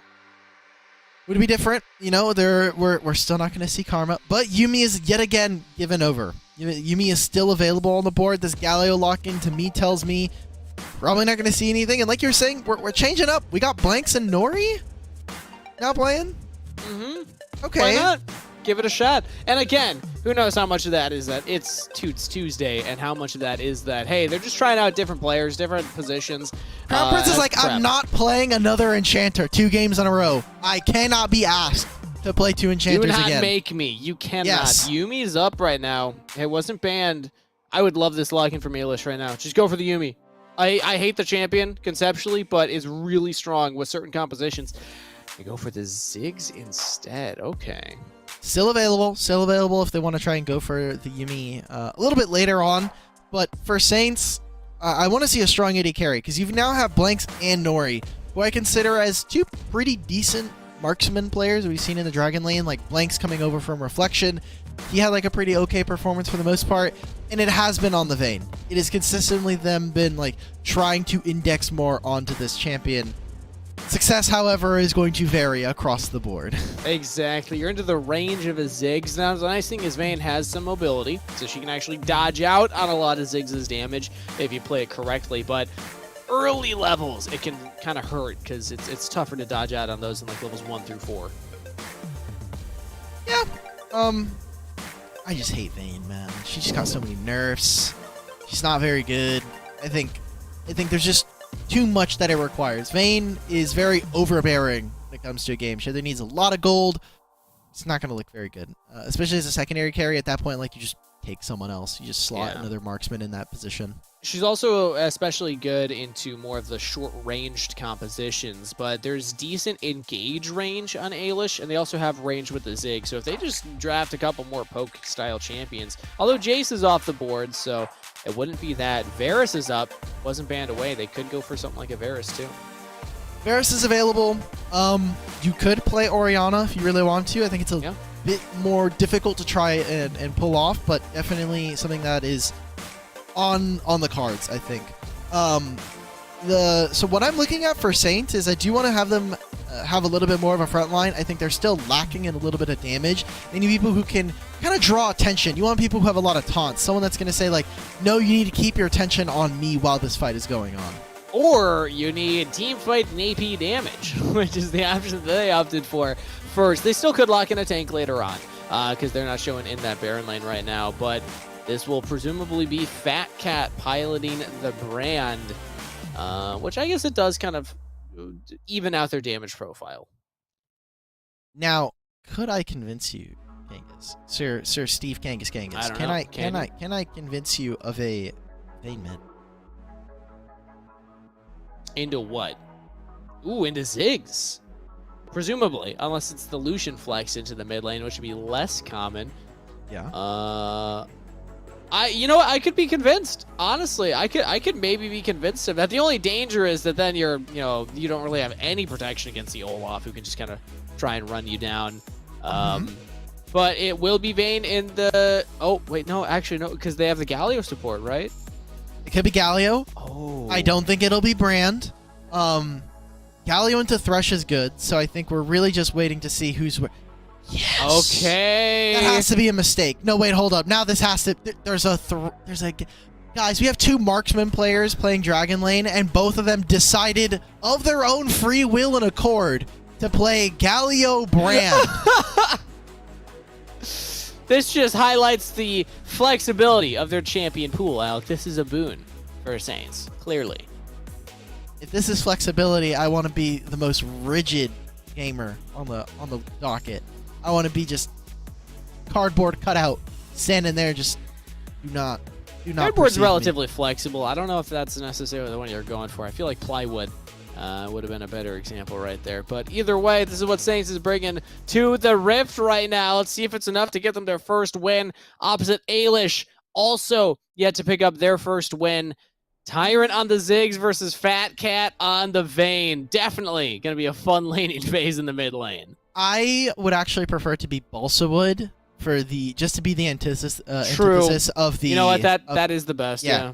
Break, don't bend. There you go. Perfect. Be firm in your conviction, gamers. Be like Balsa Wood. Bot lane, we could have some shenanigans right now. Now play. North taking a lot of damage to start off right now. That's an early but it actually is Tyrant lane swapping into the Dragon lane and Lin lane swapping into the mid lane. What? What are we doing? Okay, so they recognize that this guy was going to be playing Vayne mid, and they're like, let's just put someone who is like better matchup-wise in the mid lane. So we have double marksman and double AD junglers. I think this is really fun. This is a really cool creative, especially if this is your last game on the stream. Go for something. That's exhaust down. Lin could be in trouble here. He's Flash dead. auto, the solo kill for just a failure. Well done. Another one more. Dolphus is dead. Dolph picked up 2. That's 2 on the board for Saints. Oh my god, I think this is the first time we've seen them with a gold lead all night tonight. Let's go, Saints. That's what I want to see. The exhaust is cool and all, but exhaust versus true damage does absolutely jack squat. So, Ailish coming out with a little bit of some blunders early on. And this ain't the gold lead at home. This ain't that, oh no, don't get gold lead at the store. We got it back there. This is that real gold lead, everybody. That was 1,000 differential. As I say it now, some of the farm has made up on the side of Ailish, so not quite 1,000 at this point. So point kind of drops down a little bit in excitement, but still, it's something for Saints. Like this, after games 1 and 2, this is exactly what they needed. They've gotten rid of the training weights. They took them off. They're ready to face off against Gar on this one. Captain America training arc. This is it. It took them 2 games. Respect, though. I love to see that they're still in it. I forgot about the army training arc where he's like actually has to go through the whole like push-up scene and like all the miles of running and all that stuff before he gets the serum. So that was the mistake. That's what I was missing. This is the run through the city. This is the run through the city. Okay, I mean, but this does mean that we'd have to put them. Okay, it does make sense because now we have to put him on ice after this game, and then he wakes up 100 years, about a week and a half in gaming time. Avengers Assemble, baby. And then he wakes up in, middle of New York, middle of Minnesota. Okay. Yeah. Minneapolis has a cool downtown. It all makes sense. It all makes sense. We're building the lore of the Wild Rift North American scene right here, and it's all about Saints. But now we have to come up with like a different Avenger for each of the teams. Oh, God. Yeah, I don't like that. That sounds like a lot of work. It sounds like a lot of copyright that I don't want to deal with, honestly. Well, depending on how Ailish performed this game, they might be relegated to Hawkeye here. They are behind a little bit, but they're catching back up, actually. To their credit, they have equalized that gold differential. Yeah, so they are losing a little bit of gold elsewhere, right? Like they're making sacrifices in certain different parts of the lane. Despite the mid discrepancy, like top lane's even, jungle is going out fine, but I have to see if they can try to make this play. I mean, Blanks is just roaming at this point constantly. Like, he's already level 5. He doesn't really care about the laning phase. He's just there to kind of just make plays happen. I'm not really seeing that from Saints. Little thing right there as well. Especially, I know it's Fight Night Rift. It's Tuesday. Okay, never mind. I'll get back to that point here because we have ultimates expended in the mid lane. Ooh. Lin almost goes down. The bird from Red Buff not quite enough. Camel in trouble though. Flash over from Tyrant. Oh, no. Cannot land the bombs. And now I'm a failure going. That was a long bomb throw right there. Now everybody's getting punished from Ailish. Saints, they go forward. Just a failure gets the double kill as he dies underneath that turret. Double talk comes in from Blanks as he will have to flash. The wall goes down. Kill picked up by Dolph. Now here comes Crown Prince. Every single gamer is participating in this fight. 100% kill participation from both sides, but it is Saints to walk out with the kill lead. Really good stuff. Tyrant is so sad that he didn't have vision of Camel. He's like, I'm just trying to get this kill, man. Let me have it. The bomb, like you said, that bomb actually just hit up my fridge. It hit up the Mall of America hotel that some of the players are going to be staying in. You felt a little shake in your kitchen. Yeah, actually. I need to check up on Grace after that one. We got a dragon being started. Kangas, Saints, I don't want to call it. I don't want to call it quite yet. Game is still pretty even. This is 100% the best start we've seen them have so far. Out of the 3 that we have seen, this one takes the cake. It will be traded for the Herald, so objective trades across the board here. Good on Ailish to realize that and make their own play now. But you're right, Saints, even with all these roster swaps, even with all these positional swaps, they're showing signs of the expectations that we had for them going into the day. Yeah, and now they're going to have to continue to put gold into this vein. Something that is always typically a problem we see this champion is you need to continue to put put more and more gold, and that's why I may have wanted to see the Rift Herald go over to the side of Saints, as I think it is just better for what their composition wants to do. Baby's in trouble. It's popped underneath the turret though. Crown Prince has to escape. Baby doesn't have the hook shot to follow. Oh, those Honeyfruit came in clutch there, as alongside the barrier. Crown Prince almost finding the solo kill. Would have been nice, but still, I'm really worried still, Kangas. I mean, it's Vayne in North America. It's Vayne in general. And the problem is if you're going to match him up against Tyrant's a winning matchup for Saints. Ooh, Camel missing the Sonic Wave, but Baby actually walks back up to get the tactical sweep. Flashes from the taunt. Blinks can't follow up, but there we go. They landed a second Sonic Wave. Baby's still alive. Baby survived! And they almost turned back 2 for 1. Nori traded for Dolph at the end of the day.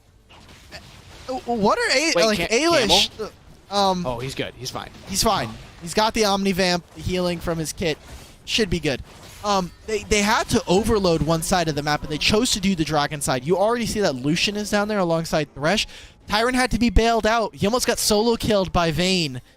And so, because of that, Ailish then tried to make a play on the opposite side of the map, and it's just too much. There's way too much going on. They're getting spread thin at this point. And that's still first turret for Saints. It wasn't the bottom side, which, of course, Just a Failure had been working on. It is the Baron lane instead. Answer from Ailish is drop the Rift Herald here. This is, again, like you had said, Alk, the closest game we've had yet on stream today. This is gameplay, everybody. This is a potential dive. They got the turret. Now Saints in trouble here. They're getting caught out as they were sticking around for the wave. Just a Failure, barely alive, ticking down from the Ignite. Will survive it, though, as now Campbell looks for a re-engage. Nori's here as well, throws out the Pyroclasm, but he's taking damage, and a killing spree for Baby. Okay, but look at who ended up going down there, right? It is the 2 bot laners for Saints. It is gold in their pockets now. They lost a plate in mid lane. That is exactly what we were talking about. It is, can you get Vayne out of the fight? The rest of the team is even. A lot of the gold lead is in Just a Failure, Fat Cat here. So if they're not fighting with him, they're fighting with a pretty big deficit in their back pocket. Just a Failure's got a lot of pressure on those shoulders right now. You're the one that needs to perform. You're the one that needs to exceed what has been done so far in the Dragon lane. Crown Prince as well in a position to carry, though. I want to give credit to the Fiora. 2-0 with the Divine Stutter completed. Actually going for another back right now, so let's see what Crown Prince picks up. Teleport. Ooh. Wow. Okay. Wants to be there for a team fight, but is also going to try and split push with the Divine Thunder here. So they're going to be able to pick themselves up a turret, or pick up the tower here. No ultimate 30 seconds before Drake. It's a bit worrying for me. especially for what they want to do. They'll be able to reset, but not having that Mega Inferno Bomb to threaten a backline or, you know, put pressure onto someone like Nori, I think it will be a little bit problematic. Vayne has now picked up the Wit's End, a pretty big purchase here to make him more resilient versus the Ziggs. Exactly. All those bombs thrown out won't nearly be as big of a threat. And there's nobody answering the Baron lane right now. Crown Prince is pushing on to a tier 2. Now Lin changes direction, goes that way, but it might not matter. Ailish are on the Dragon first. Yeah, does he maybe steal this, Camel? Camel's going in. He's going to have to look for the steal. It's secure. Dolph grabs it, but now they're in the meat grinder here because Saints teleported their Fiora and Nori around the wall, so Baby cannot escape anywhere. Double kill picked up by Nori, as well as multiple for Just a Failure and Crown Prince. And now they'll be able to get the Rift Herald here. If they want, they can just start this after grabbing this mid-tier 2. Lin will try to clear out this wave, but massive team fight victory, I think, there for Saints. They've obviously got so many members. They got 4 for 1. And Kangas, it's happening. It's happening, man. They're ahead.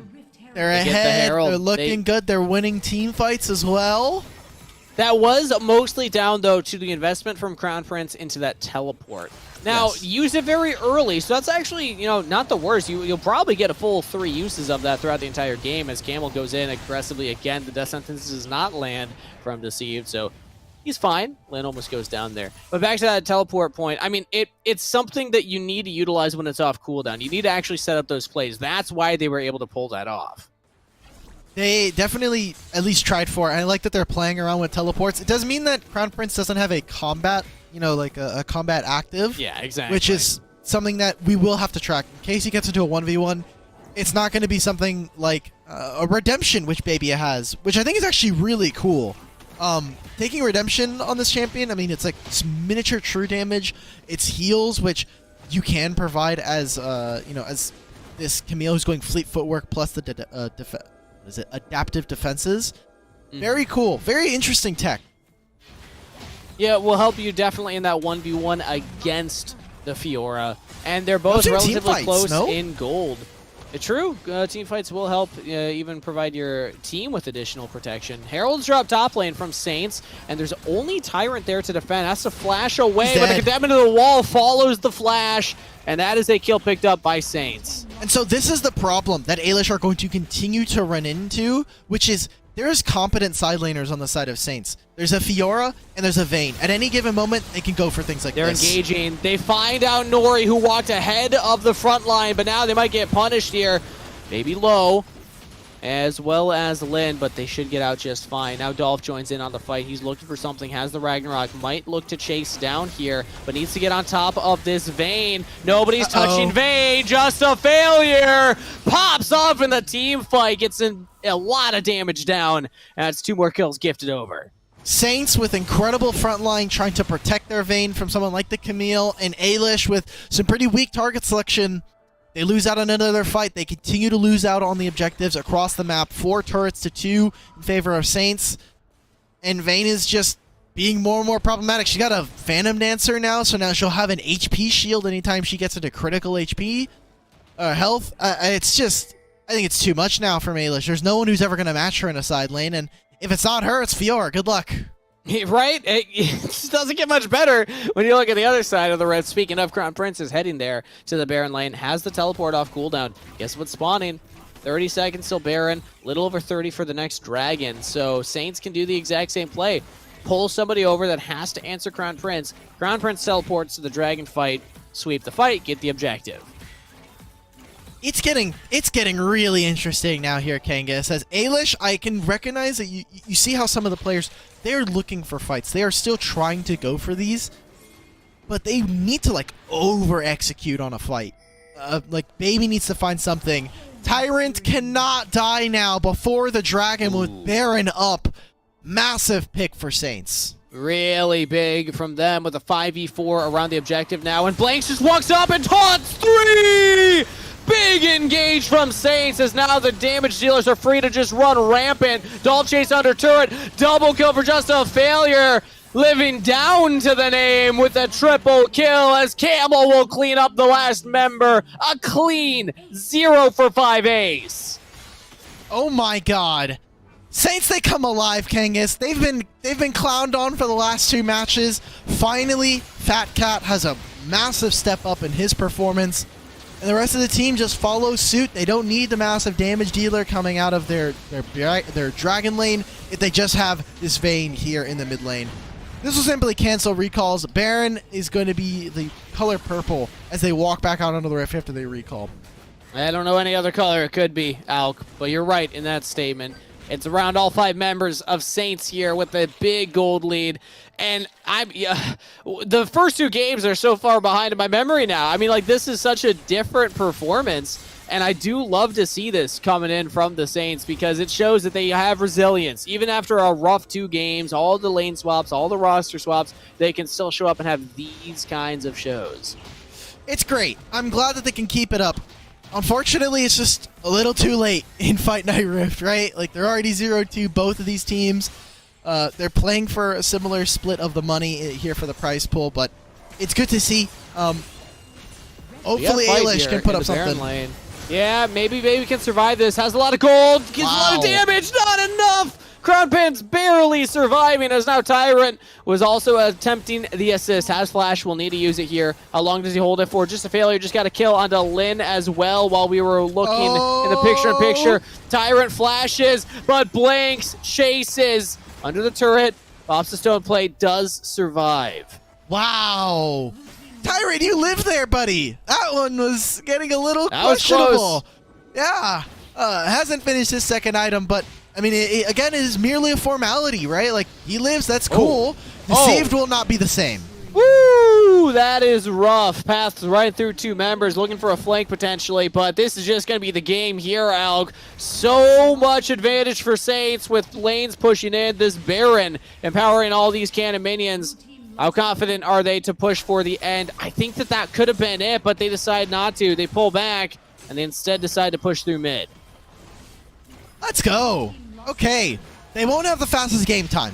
Unfortunately for Saints, that was already robbed of them from the last game versus Cloud9. But I think this is really good. They are showing off some things, and I think, honestly, at this point, Kangas, this is a Vayne difference. Like, just a failure is completely destroying this one and just running over as Vayne. We had question marks around it. How is it going to deal with the range matchup? Eilish say, oh, we're not going to give it the range matchup. We're going to give it to Lucian instead to try and fight it in the early game. But after that solo kill from Just a Failure, you're right. The Vayne has not slowed down. And Just a Failure on this pick showing impressive mechanics, impressive decision-making. Now just straight up 1v2ing, trying to kill Tyrant, flashes forward, gets the kill! That is just nuts! Just a failure. Got to change to just a carry right here in this game. 69,000 gold for the team. They like to put a nice bow on this game. What are they doing, man? Like, it's if over. my Vayne can do that, game's doomed. It's over right now. Eilish, they're going to attempt one final defense under the Nexus as they back into their fountain to heal up. But with all these supers coming in, all these cannon minions as well in a 3v4, what can you expect from Eilish? They almost get 1 kill back, though. They just can't do it. Finally, Blanks goes down. That's a good start. Eilish, not too bad, not too shabby. They actually push back Saints. Do they look for more? Baby flashes forward. Baby wants to get the kills. Oh, just doesn't quite have the follow-up of the team and gets punished.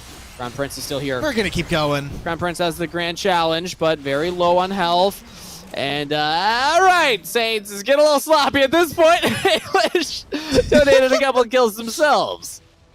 You know, honestly, we were talking about, like, the team growth. We're also seeing some individual character growth here, Kangas.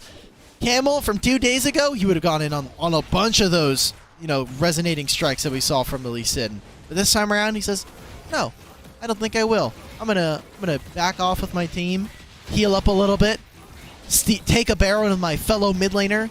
We're gonna wait for our team to respawn. It's literally just all about the lore, Alk. I mean, we're still in the first Captain America. He's not gonna kill anybody. They're just taking hostages right now. Whether it's Eilish, whether it's production, we got hostages from the side of Saints. What? I don't remember Captain America taking hostages. Maybe that's like the arc where he becomes part of Hydra. Some hostages. I thought he did. He freed hostages, but I would not say that that's what's happening right now. I don't know if freeing hostages is the way I would. I don't think Ailish feel free right now. Yeah, they are. That is true. Well, depends. If you're Saints, they're definitely feeling like they're a little free. Saints have Baron. They have supers in every lane. That's going to be for the rest of the game. How much more effort do they need to put in? 19 minutes on the clock. Saints approaching here. Ailish, they made the one miracle defense happen. They had really strong target selection. They have all those ultimates available again. If they isolate members from Saints, they can start to make those dominoes fall. It's okay. We just freeze here from now on. They're trying to go for something. There's the Zonias. Oh, just a failure. Getting really aggressive right now. But look at the Nexus. It's taking damage from the minions. The minions will just end the game. And there you have it. Saints pick up a win. 1 and 2 on the board with multiple roster swaps, position changes, and they still manage a victory at Fight Night Rift. Fantastic. I'm glad. I'm happy for the boys over at Saints. Obviously, they've had a bit of a bumpy road, not only in Fight Night Rift, but just playing throughout a lot of the qualifiers and making it through Major 3. Congratulations again for them being third place here. Ailish will go 0 and 3 tonight, so they'll be our fourth place. But, I mean, look at how even a lot of this game is for the most part, right? And that is something that cannot be said of their other 2 games for Saints. Exactly. They held out in the early game, and they made it to that late game with a pretty sizable advantage for themselves. Crown Prince having an impressive performance on the Fiora. Just a failure, obviously, the big story that we want to follow from that last game. And props to Ailish. Baby also having a relatively strong performance on that Camille, and they held off in the base defense till the very end. It's rough to walk away without a win here. But Ailish, they definitely turned a lot of heads in their last chance qualifier run, getting 8th seed going into the WNS Season 1 Championship. So we'll see them again in about a week and a half. Yeah, that'll be nice. It'll be nice to catch up with the gamers. Maybe we can ask them about, hey, how'd the Fight Night Rift go? We can poke and prod them a little bit. It'll be less salt in the wound. They'll have time to have healed. Time heals all wounds, so it'll be fine from them. But I guess we got a best of 5 now. We do. Right around the corner. This was the last of the round-robin best-of-1 stage of Fight Night Rift. We now saw Saints make their run through every single team here, picking up their final win against Ailish. But in that grand finals, of course, we will still have Enemy and Cloud9. Thank you to Saints and Ailish for coming out here and participating in this week's Fight Night Rift. But now there's only 2 teams remaining, Alk, and these are 2 big ones. Yep. It'll be our number 4 seed and our 7th seed coming into today for the WNS. I think this will be a lot of fun, and obviously, I think both of these teams are going to be, for power level wise, at least trying a little bit. I know you said that you were expecting Cloud9 to try a little bit more in the game that we saw of them. I think that they are still taking it pretty easily and still trying to find what works for right now. I didn't actually spot. I know it was on the screen, but who won their last game against each other? Cloud9 and No More Ego. It is. I got it. I got you. It was. You got it? Okay, it was right there. And I just didn't look. Cloud9 took it. Okay, all right. So Cloud9, the top seed at this event here, picking up one against No More Ego. But remember, Alk, how many times No More Ego actually got the better of Cloud9 throughout all the majors throughout the spring? He actually had a pretty good track record against Cloud9, all things considered. So who knows what can happen here in this grand finals. With a different roster. We got to put the asterisks on them. They have a completely different look, I think. You no longer have Truth. You no longer have Jackie. These are 2 pivotal players, I think, to the identity of this team. You still have Luan, DJ, and Tybe and Yikes. But those 2 players have shown that this roster is fundamentally different than the Enemy that was going into every grand finals for all of our majors. So I am really excited for this. But I think, expectations coming into this best of 5 as well as WNS next weekend are going to have to be kind of shaped here, I think. Yeah, of course, 9 and Guma UC having big shoes to fill coming into this day, and the last time that we saw them as well as the last chance qualifiers. We saw a little bit of their play in our first series of the day, that first best of 1 against Team Saints, but now we get to see them up against Cloud9. I said it at the top of the day, or maybe after the first game, I don't remember exactly what it was, but I imagine out of all of the matches that could be considered a preview for a match that we would see at the WNS Season 1 Championships, this is going to be that match. So I'm happy that this is also the one that we get to highlight the most today. With that said, We're going to send it to a short break to give players time to rest, recover, and load into the lobby for this final best of 5 of the day for Fight Night Rift. We'll be back after this.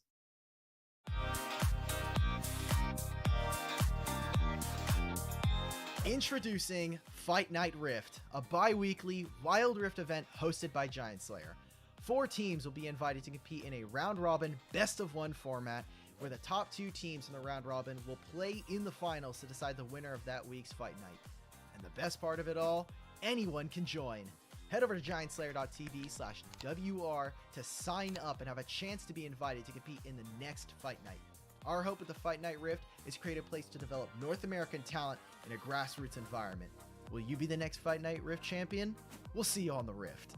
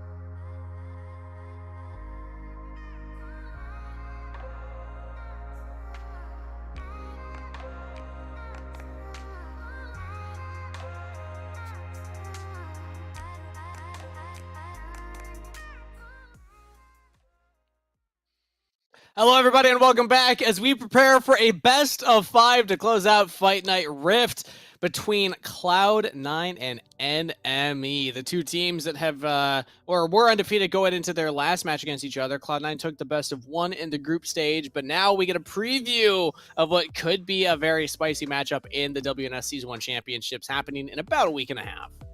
Be a lot of fun. You know, all the gamers hanging out in Mall of America. They'll be playing it out, duking it out for 2 spots of what is it? Like, presumably 2 spots. Rumored 2 spots for North America at going Icons, into Icons. For going into Icons Global, but I think this would be really fun. I think both of these teams have 2 different objectives here at Fight Night. A lot of teams, when when you're going into a tournament, you have different, goals. Some teams are looking to just simply develop, find more stage time, practice. Some teams are looking to straight up I want to win this tournament by any means. Cloud9, during the WNS, they were finding some struggles. They were a very strong team. I think when you look at Major 1, they had a massive flop. Talking with Nano, he was like, the reason why we were losing is because we were just kind of wanting to just do whatever we want. We didn't really have a strong identity. And by practicing every single strategy, we kind of became like a formless blob. And hopefully now, with this, they're going to use this as practice to find themselves. Exactly. Sometimes, obviously, at the end of the day, you want to be at a form going into a big international event where you can play many different strategies and actually have different approaches to the game. But early in a season, usually you scale up to that. It's step by step as a process for most teams. Some teams are exceptions, but in general, you want to learn one, get good at that. Learn the next, get good at that. Now, let's see what Cloud9, which version of Cloud9 we see against Enemy here, who have, again, 9 in the mid lane, Gumayusi in the bottom lane, replacing big names like Truth and Jackie, who helped propel Enemy to very high heights early on in the spring, and have had kind of an opposite trajectory from Cloud9 since then. Yeah, and they've even are kind of what looks to be using some subs. They've got Asami now playing support. They've got Yikes back in the jungle. Yikes formerly jungling for Immortals, and now on this enemy roster. This enemy roster has been, I think, very public with some of the things that they've had to struggle with. They're obviously an unsigned organization. These guys have jobs outside of just playing wildrift professionally, and it has been tough. For Tybe, he obviously has a lot to focus on. I think he just moved. And he has a real person job, so he's out there doing his thing. Disgusting. And Can't gotta put food on the table. I don't want to ever disrespect trying to make ends meet, and for Enemy it's been tough, and coming in with now 2 different players, not just even just ignoring the fact that Asami's playing. They have to relearn playing as a team. You've got the core there, but it's all new, and it's coming into WNS, which I think can be a little scary. Hey, it's Toots Tuesday, though, Alk. Remember the phrase that we coined for when you have substitutes coming in during Fight Night Rift. This is still a low-pressure environment. We're trying to build up the stakes, build it up as hey, this could be a preview of what we could see. But at the same time, that's still a week and a half away, and not all these teams are operating at their full capacity. Some of them just want to get a couple extra reps in outside of just the solo queue ladder, which we all know how that experience can sometimes be for actual competitive practice purposes. I know right now the Cloud9 boys are using this as stage practice just because, I know some of them are going to be in Houston, hopefully, for LCS finals. So if they're there, if any of the gamers in chat are going to be at Houston, we're both going to be there. So exactly. Say hi, yeah. Yeah, we'll be hanging out. We'll be watching some nice LCS spring finals. But I know Meals said that we were going to hang out, and so I'm holding him to it. We're going to hang out in Houston. Meals, 1v1 me. 1v1 me in the stands or at dinner or something. Me and Rafa did that last week. It was very fun. I won. I won the first one on Pantheon, and then I said best of 3, and I lost the next 2. I should have stopped while I was You should have stopped that. Why do you cut your losses, man? Just go for it. Man. I feel it doesn't feel like a win if it's only 1 game. Either way, though, let's catch up on the teams that are facing off against each other on the Rift. No More Ego on the blue side of the Rift. Draft Jace as their first champion. And Cloud9 go for the Garen very early on. I think they're playing into TJ and my bias towards this champion. Really? Even after the nerfs? I mean, I think Garen is still very strong, but obviously North America took it as they read the patch notes and they only saw like the little, like, you know, when they put like the graphic on Twitter where it's like Garen like beat Reg like downvote arrow. They're like, I don't want to play it. The thing is, he's not as good in lane anymore in terms of just like actually getting the lead himself, but I think he's just the same, if not even like maybe better with the bigger ult execute range in big team fights. You're just building tank. You're just trying to be that frontliner for the team. And he can survive the Jace poke relatively easily. But Yikes going towards the Olaf. Again, Yikes has been playing a lot of support lately, but Olaf, not the most like mental champion to pilot here. He doesn't take too many brain cells to say axe. Yeah, I would say Olaf definitely falls into the camp of like don't need much going on upstairs to like understand how this champion works. We call him Unga Bunga brother #1. He leads the charge. He is the first. There's more. Oh, there's plenty. Garen, I would say, also falls in the Unga Bunga category. Okay. All right, so the Unga Bunga, like the only qualification to like sign up for this is just like you need to run into the enemy team. Pretty much, yeah. You just gotta be beefy and kind of annoying and relatively easy to pilot. So, yeah. All right, we take those. I would say Fiora, not Unga Bunga. Fiora, that's high class. That's it takes a different kind of person to play Olaf correctly. Like for me, I can't play Olaf. I try to stay away from this champion because I have been trained as a marksman, and it's just instilled in me that like going forward and being the first person in, bad, terrible. Well, also when you have a low health bars and 80 carry, you try and run away, but Olaf, he's like, thank you, this is even better for me. I run deeper now. I'm waiting. Oh man, I'm so excited. I don't remember if they're gonna bring the Olaf changes to Wild Rift, but the champion just looks so busted on PC. I haven't heard about that myself either, but I was thinking about that. I feel like that would make him too broken in Wild Rift specifically. Maybe a little bit, yeah. Maybe give him some armor shred on his first abilities. Maybe just a touch broken. Yeah, let's not do that. Seraphine paired with it though, and the Graves is the answer. Classic Tarzan counter. Tarzan loves this pick, but it won't be paired with many enchanters because the Seraphine's taken away. Karma, Lulu, Yuumi all banned out. So traditionally, Cloud9 would go with the Graves plus something that can help keep him alive a little longer.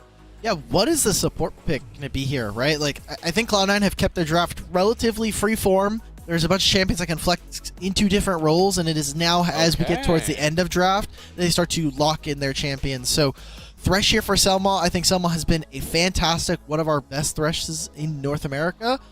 And we still don't even know what's happening in other lanes, right? Like, Meals can play Ziggs, but Meals is just that guy who plays so many different things. He's just so willing to pull out a new champion at any given moment.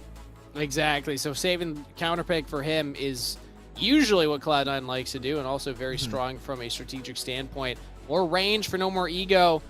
The Ezreal, the Jace, the Seraphine, they all throw out from a very long distance. They don't have any hard engage necessarily outside of the Encore, plus like the Olaf paired with that. So Orion, that's also more range. It's more shields. That is also some hard engage to pair with the Olaf. Wow. Okay, so No More Ego, I think, are going to be playing around a lot of range. Like, they are the ultimate, like, in football, you put your hand out, you're sticking them. We do not care. You're staying over there, and I'm going to make sure that that's going to happen. Ezreal's great at that. I think you have a pretty long-range poke between him and Jace alongside the Seraphine. I think it's hilarious that in, like, your analogy, the linebackers are, like, the squishy poke champions. They're the ones keeping people at bay right there. But Olaf's definitely the one carrying the football here. Evelyn locked in. Graves mid lane. Okay, Cloud9. This, I mean, you talked about it. Meals can play a lot of different champions. You can never really be sure. And yeah, this is just more evidence for that. For that hypothesis. I love Meals, man. Like when we were talking with Nano last weekend, he was just like, Meals, he always comes to me with like a new champion, and we're just like the way that they think about draft is that like they're like, okay, this is what's happening in the game. This is like the class or like the suite of champions that are like what we're going up against. What can beat that? What traditionally beats that as like an archetype instead of just a champion? And so like going about it, deconstructing it, and then like having to come back in, and like that's where we get champions like Soraka in the mid lane. That's when we get stuff like the Singed in the mid lane. I think this is really, really cool. Orianna getting pushed under turret constantly, it's gonna suck. Yeah, good luck actually getting out of this lane, getting pushed yourself. Meals also has the best skin for Graves in the game, so appreciate that here. And you can just watch with that first ability used and a couple auto attacks. He's already close to clearing out the first wave. Actually misses the first melee minion, but probably didn't need to highlight that. It's fine. It's minions are temporary. Getting jungle pressure is forever. Good on 9 though to read that. They had a ward placed down, so they saw Meals leave the mid lane and go towards his Raptors. Meals ideally would have liked to get that. And 9 also shields up, so doesn't even take that bad of a trade. Yeah, again, all of this is just, we are pushing mid lane to get vision. And that means that 9 also can't do the same, right? Like, it's already pretty difficult to track Evelynn. The whole point of, like, when you're playing against her early on is you want to get vision on her so you can know where she's going to be, because invading her is exactly what you want to do if you're the Olaf. But without that availability to kind of get mid-priority, it's very hard for Orianna to do that. And so I like this coming out from Cloud9, playing very smart. And especially once Evelynn is after level 5, then you need to start warding those camps, which means that you're going deeper into the enemy territory. You're not just dropping these kind of shallow wards to see which scuttle they're going to go for. You're instead having to walk in. But Meals is not winning the trades against 9 right now. Who's he walking very far forward? Oh, wait a minute, right no. Now. It's smoke screen. Meals very low, though. Ooh, that could have gone either way. Okay, so that was like 2 different players making weird decisions. By weird, I mean a little question mark ping. Just because 9 had massive control of the lane, like you saw. Like, Meals couldn't step up, and then he was trying to move over to put down a ward. And from there, 9's like, well, you're not walking back into the lane. But Meals plays it, I think, really smart, gets an aggressive trade. And if, you know, Meals wanted to, I think he could have forced out the barrier, but he's trying to bait in the enemy mid laner, trying to see if 9 will kind of take the bait. Tarzan's invisible. Ooh, has the level 5, goes for the gank onto 9, barrier popped. Flash saved to the last second and not even used. Nice of 9, keeping a steady head on their shoulders. That may have been a misexecute there. Oh, Selma with the flash. That lands the hook. Okay, Death Sentence actually takes it under the turret. Very deep. First blood for Tarzan, but now they're really far in enemy territory and surrounded. Tarzan over the wall, but does not have 2 flashes, so it goes down to the shock blast. Good rotate from Luan DJ. Takes that time that he had over in the Baron lane, already had a wave, knows he's going to be able to push that back out. Garen not matching him, so he gets a roam and gets a kill for it, which has got to feel pretty nice for him, letting them go a bit up on the trade there versus Cloud9. The first charm that we saw from Evelynn, which is what I wanted to talk about, I don't think it fully, like, loaded up, and so that's why we didn't see the stun or the charm there come out. I couldn't tell if the stun or if the charm landed, but yeah. Tarzan was just standing on the opposite side, so 9 walked down rather than up. But I mean, maybe it did just not actually land. It's hard to tell in those kind of heat of the moment situations. But either way, the big thing is the gank doesn't pull off, so that means that Cloud9 were slightly on the back foot. But gold is still even, despite the fact that they are down 1 kill. And I want to see what their priority is going to be, right? Because when we always talk about like these Ziggs comps, it is play for Rift Heralds, play for objectives. And now Meals has finished a Hull Breaker. He becomes an immovable object if he plays his cards right and doesn't take any pretty insane trades. That actually is kind of crazy. First item for a Jace. Luan DJ just committing to the side lane right now against the Garen. Now we have a fight happening here at the Tri-Bush. Yikes, has to run away. Collateral damage not quite enough. Oh no! Oh, Asami! Wow. Took a blast code over the wall. I don't know who autoed it, whether it was Asami or Gumayusi, Gumayusi. Either what? way, not great. Gumayusi now on the wrong side of this wall, popped back as a flash, but will not use it. Wow, these enemy players are holding these flashes for a very long time. Arcane Shift over the wall. I mean, is it worth the barrier? Probably not. Did get a lot of the mana, and so that means that Cloud9 are actually going to be a little bit behind on this next objective trade, right? Like, Tarzan is coming right outside of spawn, and their bot lane hasn't reset yet. Just now going to be redeploying out of the map. It should just be their Herald in front of them. They even have vision of this. Yeah, Tarzan is heading to the Herald rather than going for a dragon to trade with Meals. So you're right to call it. Enemy actually come out ahead at the end of the play. The net sum is an objective, and now they can set up for the next one. Yeah, and I think it's really weird. Luan, this though, could be big. There's the charm landing onto Luan DJ. Tries to jump away to the Madians. The Hull Breaker keeps him alive for a while, but does still fall. Okay, so at this point now, Cloud9, they're going to be able to move Zello in. It looks like they're going to prioritize this turret. I don't know how many plates they're going to get. I mean, the dive on Meals. That's exhaust down. He's going to have to try and get away from the turret now. He should live. His ultimate coming up soon, Flash. Yeah, Yikes doesn't want to push the envelope. First turret taken by Cloud9 to the top lane, though. The Garen plus Evelyn took it relatively fast. And now the Herald will finally get a turret in the bottom lane for enemy. 1-for-1 trade. Cool tech coming out from Tarzan as well. He went for Lichbane first item. Oh, Luan finds it onto Selma. Oh. He lives, man. That's so sick. They even get the dragon after this, so Luan's got to be feeling bad about this. Luan, if you walk into vision, bud. Uh-oh. Yeah, he's right by Tarzan. Flashes forward. Hasn't landed the charm yet, though. Might have been a cooldown. I'm not quite sure, but has the damage to just pop him anyway. Now Gumayusi dancing around and trades it right on back. I like the thought of it from Tarzan. The execution, quite not there. Zello was never in range for that. And Old School, without his ultimate, can't provide that aerial support for the last-minute dunk onto Gumayusi. So Gumayusi will live. They will get a little bit of damage onto this turret, but having Asami here pick up the wave, maybe it's a single plate over to Cloud9. Still got to be feeling good if you're enemy. Enemy are holding the line right now against double hole breaker. Alk, look at this. Zello got one on the Garen. Not something that I think Garen is like in his wheelhouse to buy with the changes. He has less upfront damage on his abilities and more of that loaded into his execute damage on the ultimate. So that means that traditionally you don't want to be in a side lane. Your goal is to build more tanky and then group up with the team. But he says, nay, I will go hull breaker, and so will Meals. Okay, now Cloud9 in all of the games that we've been able to see, I'd have to actually check their first game of the day before I really kind of double down on this, but they have gone for like double hull breaker. So they did do it in their first game versus Ailish. Wow. So it's just been today we are testing double. Oh, Gumayusi! He steals the blue buff. That's slick. If this was a C9 in-house Discord, someone's taking a video of that and saying map hacks, ban this player. Every time.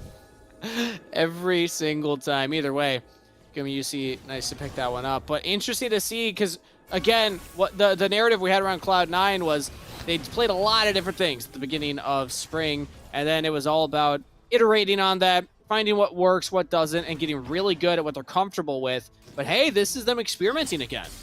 So, this is something I have to hold that as I think Selma should be able to get out of here. Oh, the blast gun doesn't follow when you're Ragnaroking. It counts as CC, so even with the flash, you can't catch him. Now, a kill under turret. Meals and Tarzan pick up Luan DJ. Okay, so I don't want to take credit for this, but when we were talking to Nano, me and Sam, oh my god, Goma! 2 of them now! We were talking about how important items were going to be, like Storm Razor. Sam's prediction was that Storm Razor is not the best. I had talked to him and a couple others about like the thoughts on Hullbreaker and whatnot.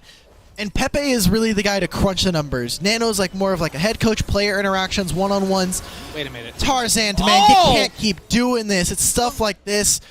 It's literally just back and forth right now, Alk. It's just like, all right, you're backing, we kill you. We're backing, you kill us. All right, who's going to die next? We're influencing the meta here. We're talking about like the double hull breakers and how broken those are. I just want to know if Pepe Tapia, their like analyst, was just like, okay, hull breaker is way too unbalanced, guys. We really need to test this out. At least give me a night of games and we'll see what goes. I do believe it is unexplored from a lot of the top teams, and it is better than a lot of North America is getting it credit for. I don't know if it's Garen Graves side laner is good. I mean, maybe, who knows, but I definitely think this is a little bit of copium coming in from Cloud9's draft, but hey, it's working for him, so who am I to say? Dude, imagine, like, it's like the baseball bat, the Negan build for Graves, right? Where you're just going, like, full side lane, you become, like, a drain tank with, like, some kind of lifesteal. Now, obviously, he's going for the Black Cleaver build, so definitely going to be looking to go for, like, shredding in the 1v1s, maybe even go for tank 2v2s with his jungler. I think it's cool. I think it's really interesting. It's given him a lot.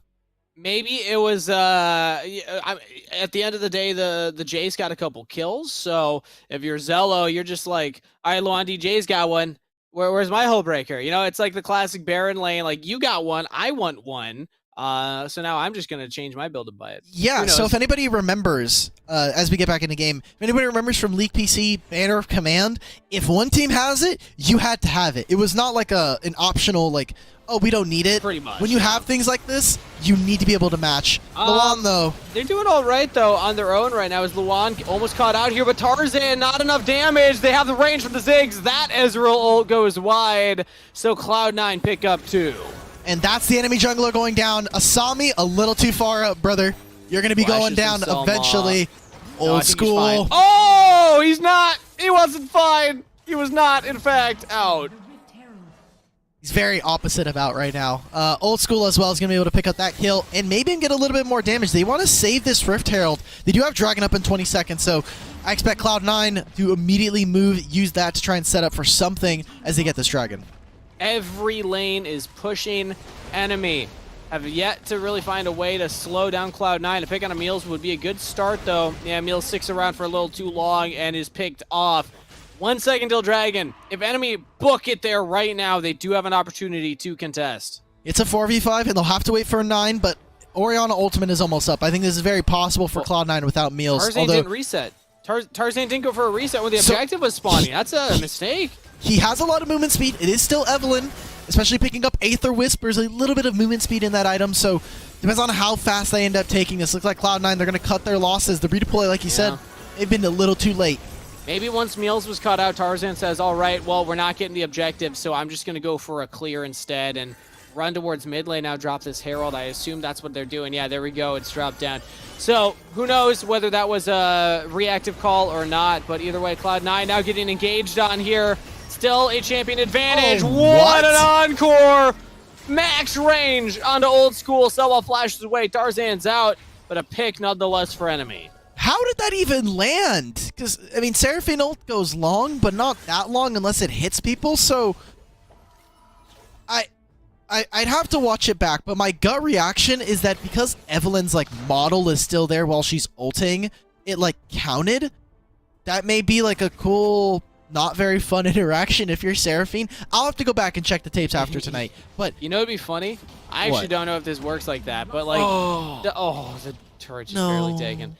Does it have to be unique champions? Or like say the encore hits Evelynn, as she then ults the direction so that it would hit her again. Does that continue the chain?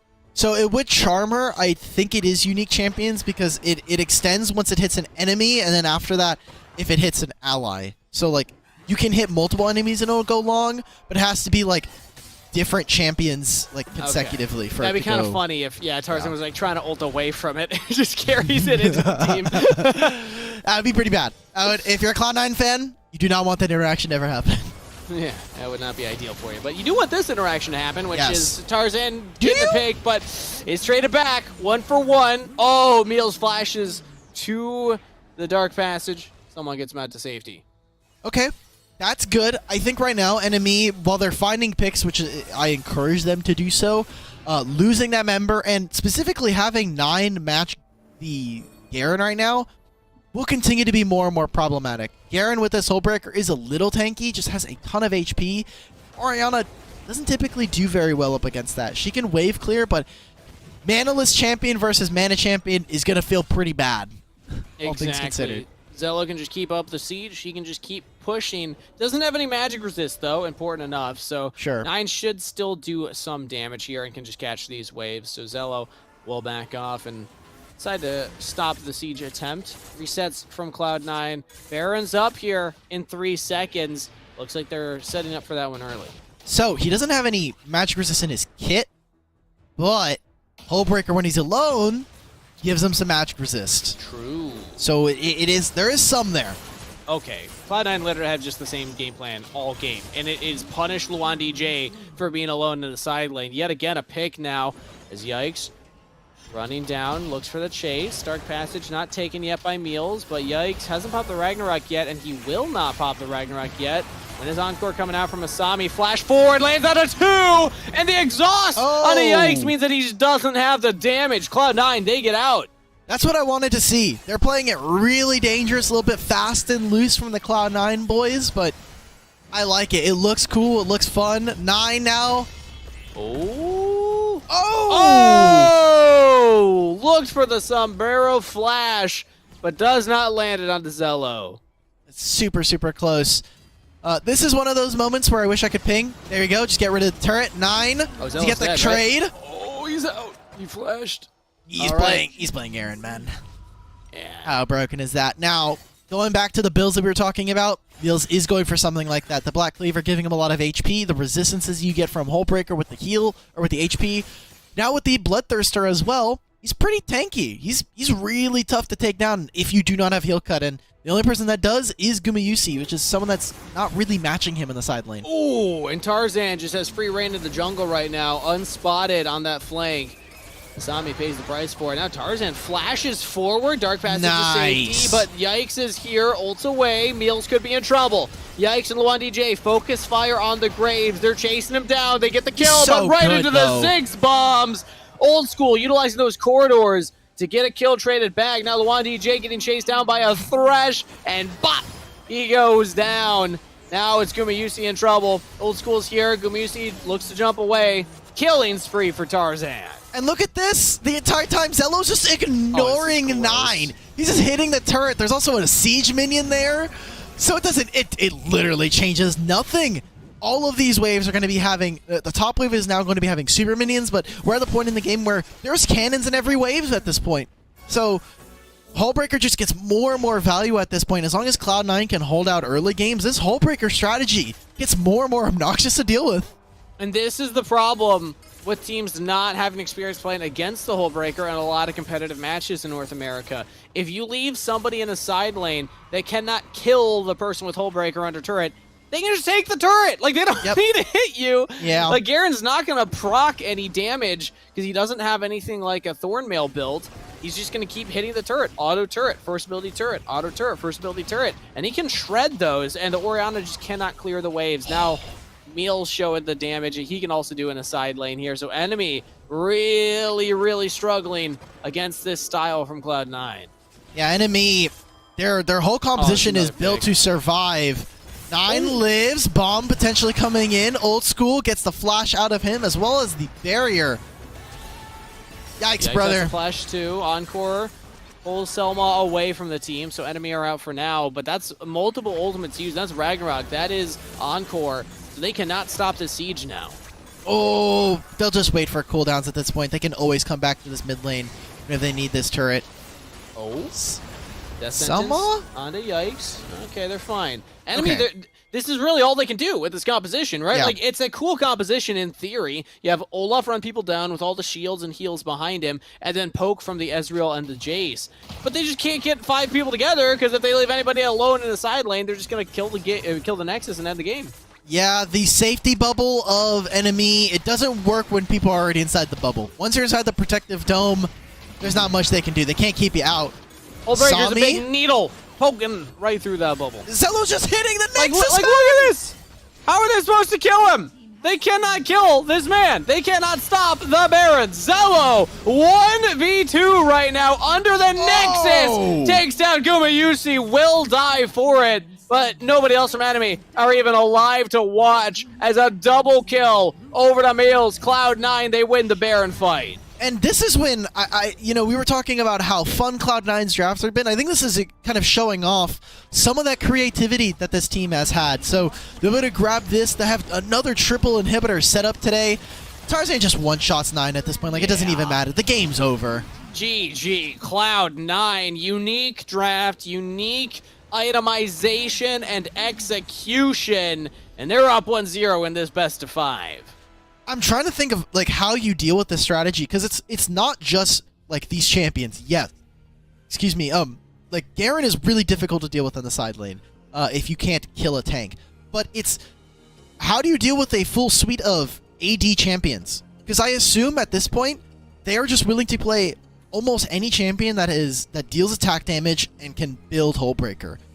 And then you have a mage in the jungle, which honestly, there's not a lot of mages, so maybe that's where you go for it. You start to tackle like an Evelynn, things of that nature that can go into the jungle and farm and do ability power damage. Otherwise, like having double like 80 solo laners who can build Hullbreaker is pretty broad in terms of a draft. Yeah, you can do a lot with that. As you look at Zello, 1, 1, and 2 was only there for 3 out of 21 kills.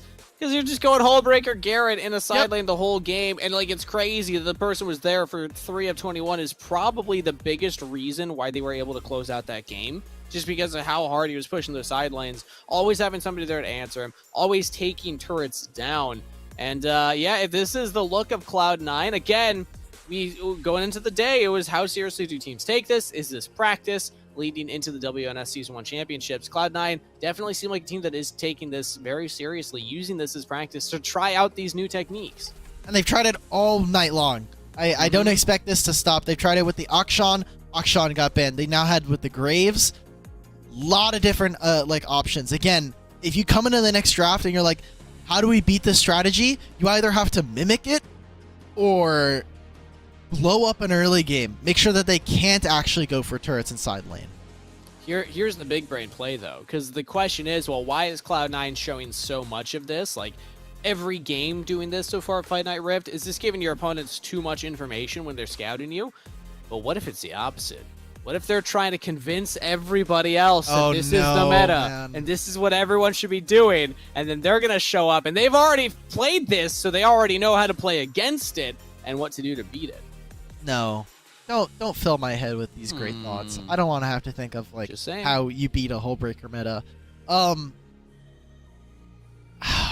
don't even know what to say because this is a cool draft. Like I really love this execution of an idea. I've been a massive Hullbreaker shill for like weeks now, going on months. I think this item is really broken. I think that now with the included benefit of like all the turrets being worth more, it is much better. Dragons are getting nerfed across the board. I like that they're taking advantage of it. I think it's awesome and it's unique and it's something that is broad enough that they can, fit different kinds of compositions. It's not just like, okay, we need these specific 5 on the roster. And the thing that Nine experienced in that Baron lane, where you're trying to hit the Garen, and you just can't kill him, and he takes your turret, that was literally my first game when Hullbreaker came out. I went into a ranked game. I was playing Garen. I was like, yeah, I know he got tweaked, but, I still think he's fine, right? I can try him out. I was into a Jax. I was like, I know this matchup. Yeah, Jax, he's not that bad. He's pretty weak early. I can win early trades against him, but then in teamfights, I'm going to be more useful.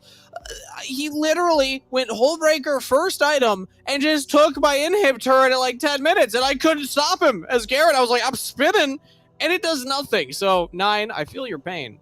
And now it's up to Enemy to figure out how to draft differently so that doesn't happen. One of 2 things that you can do that I have found work out is, one, you do the same thing. You go Hullbreaker, and you just answer the Hullbreakers with yours, and hope that your Hullbreakers are bigger than their Hullbreakers. Don't copy my homework. Make it look different. Exactly. Number 2 is you heavily go for dragon stacking, team fight focus, sacrifice as little as you can in the side lane. Hopefully have somebody with just more wave clear, so that way you can keep the wave away from actually hitting your turret to begin with. But then group up for the objectives. You're going to trade a turret on the side lane to the Hullbreaker, but then you're also going to get an objective afterwards because you'll have a better team fight. We didn't necessarily see them pull either of those off because Tarzan on the Evelyn was just catching people off as they were kind of rotating to the objective, so it's tough against an assassin like the Evelyn. But maybe just ban out the Evelyn and then try and go back for that, because I think that composition could have actually been good into this style that Cloud9 drafted. Yeah, this also places a pretty heavy emphasis on Rift Heralds now. Yes. Dragons are nice, like dragon objectives are cool, but none of them affect my ability to hold a minion wave unless it's like Infernal Soul, and by that time that's like 16 minutes deep. There's probably just going to be like an inhibitor down, and it's very difficult to come back from that. So I want to see obviously more objective focus on the Rift Herald. That is something that is potentially going to change as the series goes on. Also look at Ziggs. He gives you that AP damage you're going to be lacking if you're running double Hullbreaker, and obviously loves taking turrets. Any champion that wave clears, like you said, is also going to be pretty high priority. So this is a champion that I'm looking at in particular. But the crazy thing is, like, Cloud9, they also have the wave clear with their Graves. Like, the Graves Hullbreaker is something that I was memeing at first. Like, there's no way this is good, but he could take waves so quickly and then pressure those turrets so fast as well. So, yeah, that kind of goes both ways in terms of how to beat the Hullbreaker, but also what if they have more wave clear than you do? Well, then, good luck. But we are at a game 2, so let's see what Enemy decide to do. Cloud9 said we don't need a ban. It's fine. Bans are for losers. Bans are for losers, and we won, so... Enemy do ban the Ziggs, so that is adaptation. They are taking that away from old school here, so he will not have that to pilot. Cloud9, let's see if they opt for the same style or if they go for a different style. Because again, I mean, like, we've seen multiple different versions of Cloud9. This was not like the Tarzan hard carry style, where it's like, give him a marksman or something to heavily influence the game with and everybody else support him. This wasn't the team fight style, where it's like, give Tarzan the Nunu and then draft team fight for everybody else so he can frontline. It's cool that we see all these different looks, and No More Ego also have to factor in those other styles into this draft too. I think it also leans into a different style of like playing a resourceless role. So like, let's take for example Zello, someone who doesn't get a lot of resources, doesn't get a lot of attention from his team. You have to be a resilient Baron laner on this team because you're playing for Tarzan, you're playing to release meals and unlock your bottom lane. Zello, if you just give him a hull breaker and he doesn't have to group for team fights, he can be a self-made man at that point. Yeah. I mean, you're going to be up against the Garen, so No More Ego actually taking that away from Zello and opting for it themselves. We're joking about the steal your homework, but we actually could see that here from No More Ego because they also have the Fiora locked in. So whether it's Garen support, Garen Baron lane, Fiora jungle, Fiora Baron lane, they have options. So what is the AP damage now coming out from Cloud9? Camille does physical, but she also has a bunch of true. This may be another Graves in the solo lane. Brand is nice. Brandon 1v1 can be, I think, a little difficult to deal with. Lux. Okay, so even as support, like, this is mid lane. Like, this is a cool because, like, Lux, she's like, oh, you have a hull breaker? Claps hands together. The minion wave is gone from the other side of the map. Clear. Yep. This is pod racing. I like it. But it's Cloud9 that are drafting it. So again, I mean, if you're the one that's playing the double hull breaker comps, you probably understand how to play against it, but it's still flexible because it might not be a solo laner. It might not be the one getting resources to build all that AP to clear the waves. It might just be, you know, the third ability, or rather first ability Lux max that you're just going for the stuns. You're just going for that supportive pick potential there. But Orianna back for No More Ego. 9 back kind of comfort. Yep. So even No More Ego, they have no clue where this Lux is going. They're getting rid of Thresh. They may be getting rid of a mid laner as well to try and double down. They're giving 9 his Orianna again, which Orianna can have wave clear, but it comes at a cost, right? She has to spend a lot of mana, especially early on, can be a little difficult. We even saw, even in the last game, Meals had some rough times early on versus the Orianna before the first recall, so stuff to look out for. And Galio as well, they really don't believe that that's support. They think, no way, it's got to be the solo laner. So ban away these other more peel-oriented supports. I think that's the way to see it. Cloud9 have a lot of people that want to go in and then Lux to follow up on that range, but not a lot to get them back out once they go in. So I like this read from No More Ego. Cloud9, they say, we're just taking away these big aggressive junglers because they're not convinced that that would be Fiora in the jungle themselves. And what other jungler, what other marksman can they actually play here at this point? Because Gumayusi is not a power point for this team. I think watching the Ezreal was really cool because we got to see some aggressive looks from him.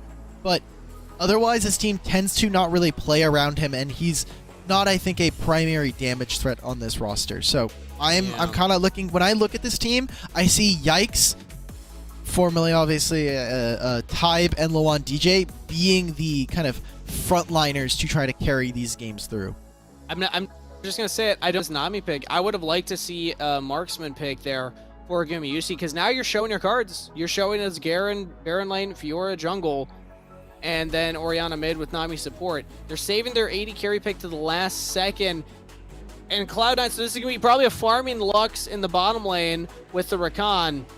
Evelynn in jungle, Camille Baron lane, and then Meals rather grabbing that Graves again in the mid lane. Interesting drafts from Cloud9. They keep you on your toes to the last second. Okay, I'm gonna cash in what you were talking about earlier. I hate this draft. I think this draft. I don't know what's happening anymore. They slammed the not the Renekton, the Rengar. Oh my god.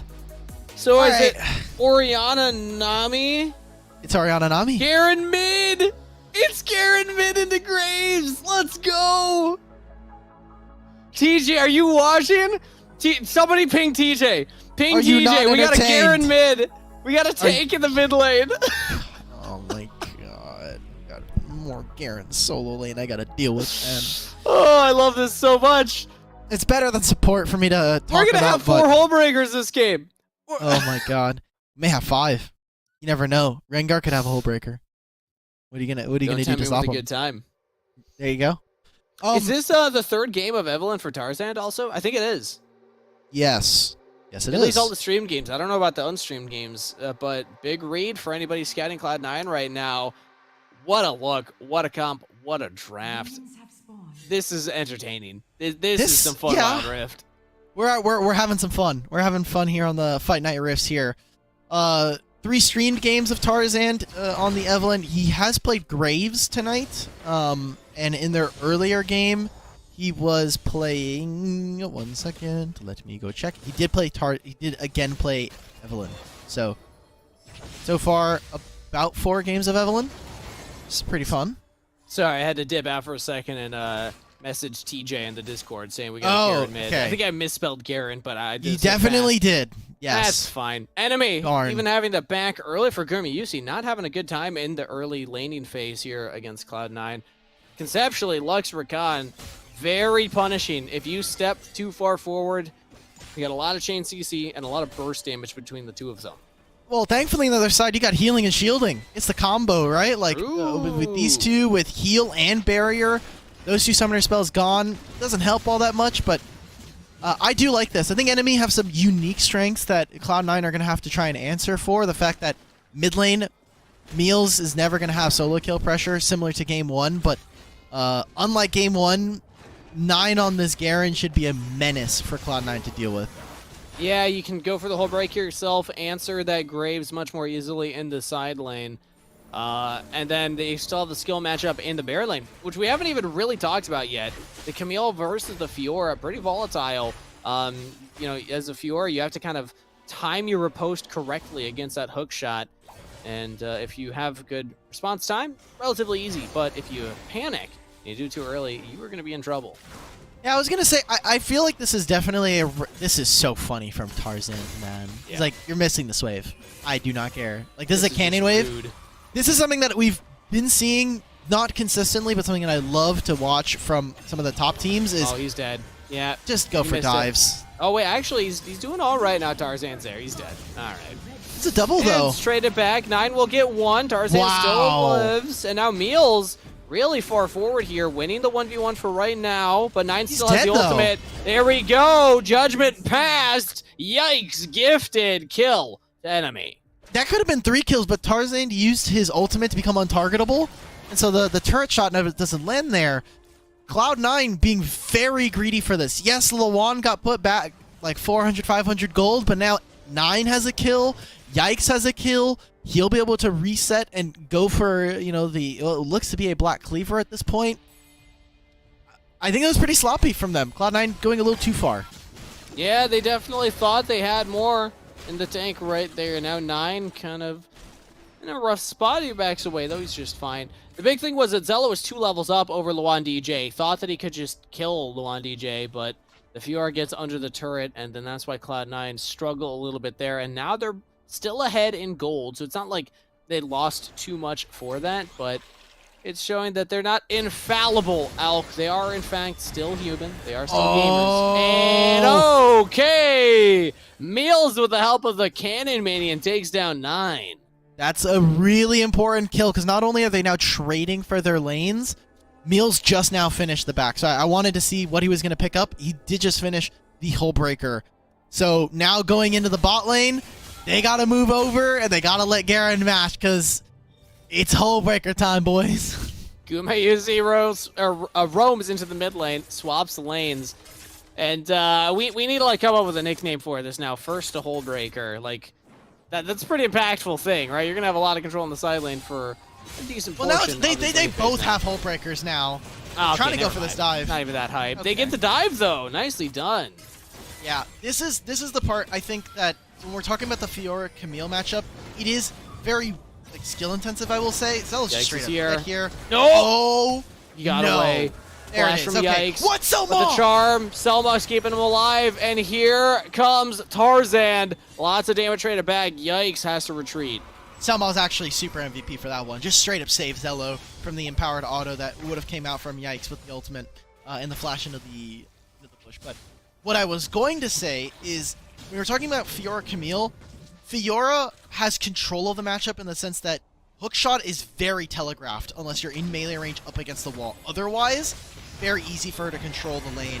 Here comes the ultimate, stops him in the engage. Enemy were starting up the Herald, but it's stolen, and now the fight's coming through. Big shockwave from Gumayusi. Might have just saved the play. Luan DJ went forward, not expecting the team to retreat. Gets away over the wall. Can enemy survive this? They're low. Yikes in trouble. Trades one back, but it's a 1-for-2 trade in favor of Cloud9 as they drop the Herald. And fantastic stuff. I think everybody kind of really great communication. Gumayusi, my brother, you're playing against Evelyn. You need to be under your turret completely. You cannot be on the edge of it. It is never the move, especially even with a Camille in an enemy team. Much less like saying like Vision. Super hard to do that. I think very greedy of you to go for that. So, getting punished. Cloud9 still ahead, like we were talking about. Yeah, especially in events like this. First off, we're still early in Wild Rift Esports, but yeah. I'll get back to that here because 9 almost solo kills Meals. One more auto would have brought Meals to that execute range, but 9 gets a little antsy with it. Doesn't quite get the kill. But what I was saying before is, oftentimes, especially in events like this, you'll see those little mistakes. Showing out of a ward or out of a brush when you don't need to. Backing in a place where you're not safe. You need to make sure that you're paying attention. And you know when you're allowed to do certain moves. Like this. Like, are you allowed to walk up to Zello? Apparently not. I didn't even know that one. I thought he was fine, but yeah, neither did I. Nope, I'm just going to solo kill the Rengar and now get out. 9 can't even chase down, but if we look at the top side, Tarzan could be in trouble right here. Into the oh, no, Luan DJ cannot get him. He tried so hard. Luan, I don't know if his flash was up. It may have been on cooldown, but regardless, that's a heartbreaker. And Luan has really been suffering today. He's been the subject of a lot of attention from Cloud9 in a lot of their games. So it's fun to see. It's cool to see that they're struggling, that like Cloud9 are attacking this member. But I mean, they're now just losing across the map. This entire top side's collapsed at this point as Meals kills Yikes. Feels good to get the kill in the mid lane. Old school did go down right there. Gumayusi sets it up with a shockwave. But yeah, overall, the map state is still heavily in Cloud9's favor here. Zello doesn't even have the Hull Breaker, by the way. He has the Divine Sunderer first. Soon TM. Soon. TM. Soon. Tarzan looking for the dive onto 9 underneath the turret. Luxult comes out as well, and that means 9's in a lot of trouble. Flash by Zello commits to it. Rampage for Tarzan, but here comes Yikes! Can't even get onto Tarzan, but as Gumayusi set up for the kill at the end of the day. 1-for-1 trade, 1-for-2, as Meals had also gone down. So Cloud9, they actually walk out behind. Yeah, another situation where Tarzan, he pops his charm really early. Like, right before it's about to turn into a stun. That was just straight up dead here. Oh, no way. No! Zello got out! Oh! Zello's a magician this game. I love it. This has got to feel really good for him as someone who gets a lot of criticism online and from the public face of the community. That's got to feel awesome that you're able to show off like this. And like we were saying, he doesn't have a Hull Breaker yet. He's building it though. He's already got the BF sword. He's got the Ruby Crystal that'll turn into Jarum's Fist. It's coming. It's impending doom. Oh, such as Evelyn for Luan DJ. Yeah, yet again. Backing too far up in enemy territory. I know that's your jungle, but when there's an Evelyn on the enemy team and you don't see her, I don't assume that she's nearby. But it does mean that, hey, they know jungler's topside. Might be a free dragon here for enemy. Yeah, it's free Drake, but Kangas, see what Drake it is. It's a Cloud. And it's not even free because they're losing turrets around the map, so it's not like they're getting this for nothing. Cloud9 are still trading objectives. Pyrrhic victories. Let's see what they can do here in the mid lane. Selma and Old School getting collapsed. Oh, they could be in trouble, actually. Selma battle dances to safety. Knock up an Old School chasing down. Goes into stasis. The objective secured by Tarzan, but Luan DJ is chasing down. This is big for enemy. If they get 2 kills here, this could be how they get back in the game. Tarzan goes down. Dead. The last proc from Luan DJ, but he's not. Luan survives. Oh my god, Cloud9. So 3 members go down. They're not able to push on any of these waves, though. Like, look at where all their minions are. Meals is clearing them. Meals is canceling backs. Legit! So many times! People are just backing very far forward. You think you're safe, but you're on vision. That means that's flash out of Yikes. And Della was even pushing in on the bottom lane. Almost took a tier 2 turret down there. So even though enemy, like, they're getting a couple kills here and there, they're coming back in that department, they're still heavily behind in overall gold because Cloud9 have just done such a much better job of actually taking objectives. They're taking objectives, they're focusing turrets, and I think the big thing for Cloud9 is they're playing the map really well. They're playing minion waves very intelligently so that enemy, if you are getting something, you're losing elsewhere on the map. This is going to be a solo kill. Yeah, Zello just wins this. You have the Divide Thunder and the Hullbreaker. 9 only has the Hullbreaker and components, but trying to run away. Might just have the tanky sets to survive, but as I say it, killing spree for Zello. And it's Rift Herald in the mid lane. Zello will not get any damage on this turret because of the minion wave being so far behind. But, I mean, right now, they're just keeping him on hold across the map. Luan, do you win this? Meals and Luan in a 1v1 of their own, but Tarzan dives in the mid lane and gets a kill there. 1-for-1 trade across the board. Okay, and look, they put 2 members to answer onto the Baron lane. They kill Meals, but this turret's going down. It's going to be 5 turrets now to 0 for enemy. And I'm looking at the HP bars. I know we're really far from obviously like a perfect game because they already got the dragon. They've got a ton of kills in their back pocket, but these turrets are They barely taken damage. Not a plate has been taken. Now they have Caster Curse, but finally, Luan DJ does maybe hear us as the stream on in the background, says, all right, I'll show them. But can you survive afterwards? 1 play taken, flash used, Tarzan flashing forward, 1 more auto just gets it. Okay, and I mean, picking off the Fiora for 30 seconds has got to feel nice. It will alleviate a lot of that side lane pressure since it has been Luan matching Meals on this Graves. I will say, this time around, I think Meals is having a much more difficult game this time around, right? Like, it's Fiora, harder to get away from. 9. Gonna just die again in a side lane. Actually does have some assistance. Asami keeping him alive. Oh, Zello misses the hook shot. That's Rengar ultimate as well. Zello could be in trouble right now. No Hextech ultimatum. Actually on a rampage. Okay, just casually, 1v2, kill 9, say, hey, by the way, this is how you use Hullbreaker. See, when there's 2 of you, you don't have it. I do. And now Tarzan can clean up the kill on the Yikes if you can catch up to him. Protobelt forward, not quite enough range, not quite enough damage, but still gets out. That was, I think, a massive miscommunication from enemy. That's like when you're in solo queue and you're like, no, it's okay, guys, I got it. Like, you guys can go catch the wave, I got it. And then the guy gets away, you're like, all right, I didn't get it. That's a little awkward. It happens. Wait a minute. Wait, I thought we were going to equalize here. Yeah, but they're playing waves. Meals too far up this time. Should go down. Wait. Yeah. Oh, he does so much damage back. Here they come. Picture, we saw it in the launch snipe from range. Old School gets the kill and a killing spree for Tarzan to boot. What a game. What a read on the meta from Cloud9. I don't know if it's the correct thing, but it is definitely entertaining. All these Hullbreakers left, right, and center. And it's Cloud9 showing that they understand how to utilize them. Oh, Kangas, are we going to get another undefeated team? This is a pretty rare occasion. Like, it is very rare. Stage, I think it's only happened once, right? I think it happened... I don't know if it happened last week. It may have happened last week. Last time I was on the show, we talked about it, and I went to the full 5 games in the finals. Yeah. So... Well, now I got yeah, I'm gonna knock on wood right now. Well, actually, I kind of would like a 5-game series between these two. That would be entertaining, but in terms of getting dinner at a reasonable time, it's already 9:45 for me. I'm already doomed as it is. You also live in Florida, so it's like double doomed. Kind of rough. Hello. Now enemy in the top jungle, finding Selma too far forward. That's a pick that they need. Now they're looking for even more. Meals could go down here. Yikes jumps in. Could be too far forward, though. That's a big Nami ultimate. Lands under 2. Shockwave used. Gimme UC. Doesn't get onto anybody, but now Meals chased down here. Enemy. They can get 1 more kill. They cannot get him. Meals survives, and they trade 2 in the effort.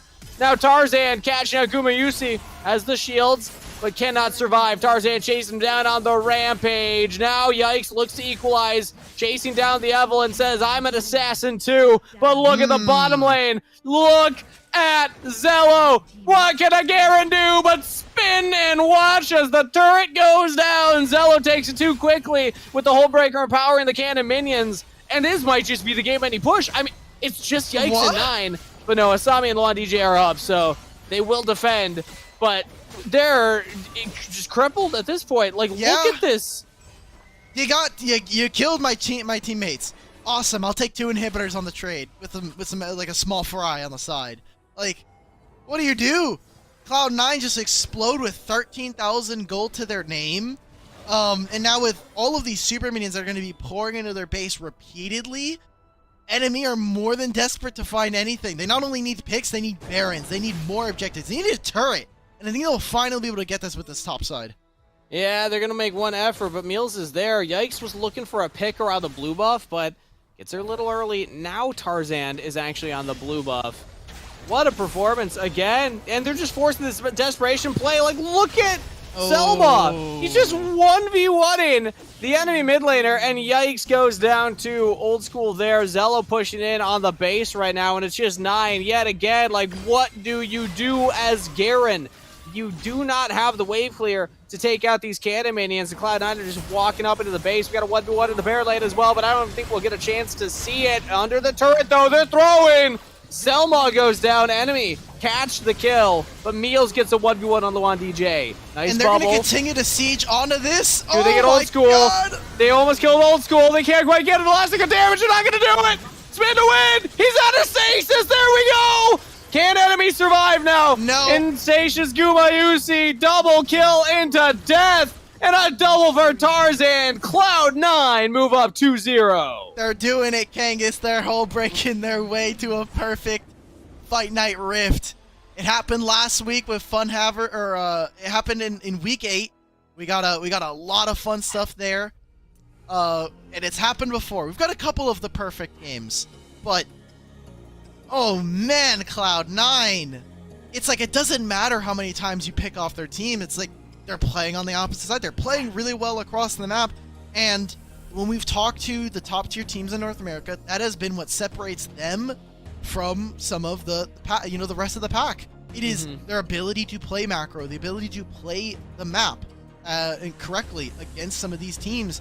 An enemy, I don't know who shot calls for this team. Like, we've had a ton of interviews with Yikes. You know, the team is like working around some of these problems. Tybe has obviously been a vocal member in the community, but they are now just completely different, and it is obviously hurting them, missing out on some of those players that have been veterans in the Wild Rift space. And they're trying the Cloud9 style, the double hole breaker, taking Garen away from Cloud9. But based on the execution, I think it's clear the Cloud9 are more practiced on this. They have a clear understanding of when to go forward, when to back off. Because the problem with constantly split pushing is it's easy for an enemy to pick you off. Tarzan was constantly on the Luan DJ throughout that last one. And they clearly had a decent understanding of, like, okay, this is the strength of the whole break to split push. This is where to play safer. And I feel bad right now because I told everybody to tag TJ, and I got all excited about the Garen mid lane. If he was actually watching that one, it's kind of a rough showcase for it. I do believe it has its place, and it can actually be strong, but it did not work out that time. That's the problem with copying homework, right? Like when you come into a class and you've copied the homework that's used for and the teacher quiz the says, next day. all right, show me how you did this problem. Like, yeah, like if they're like, okay, we're going to be going through this together, so go ahead, Kangas, explain why the whole breaker thing works. It's like,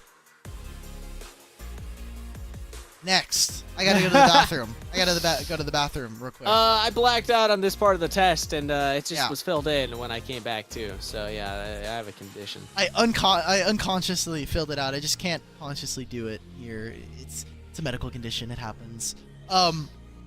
They're gonna need a diagnosis, something for enemy. They need to figure out a solution fast. I laid out the groundwork of like the 2 ideas that I had for how to answer the hold breaker.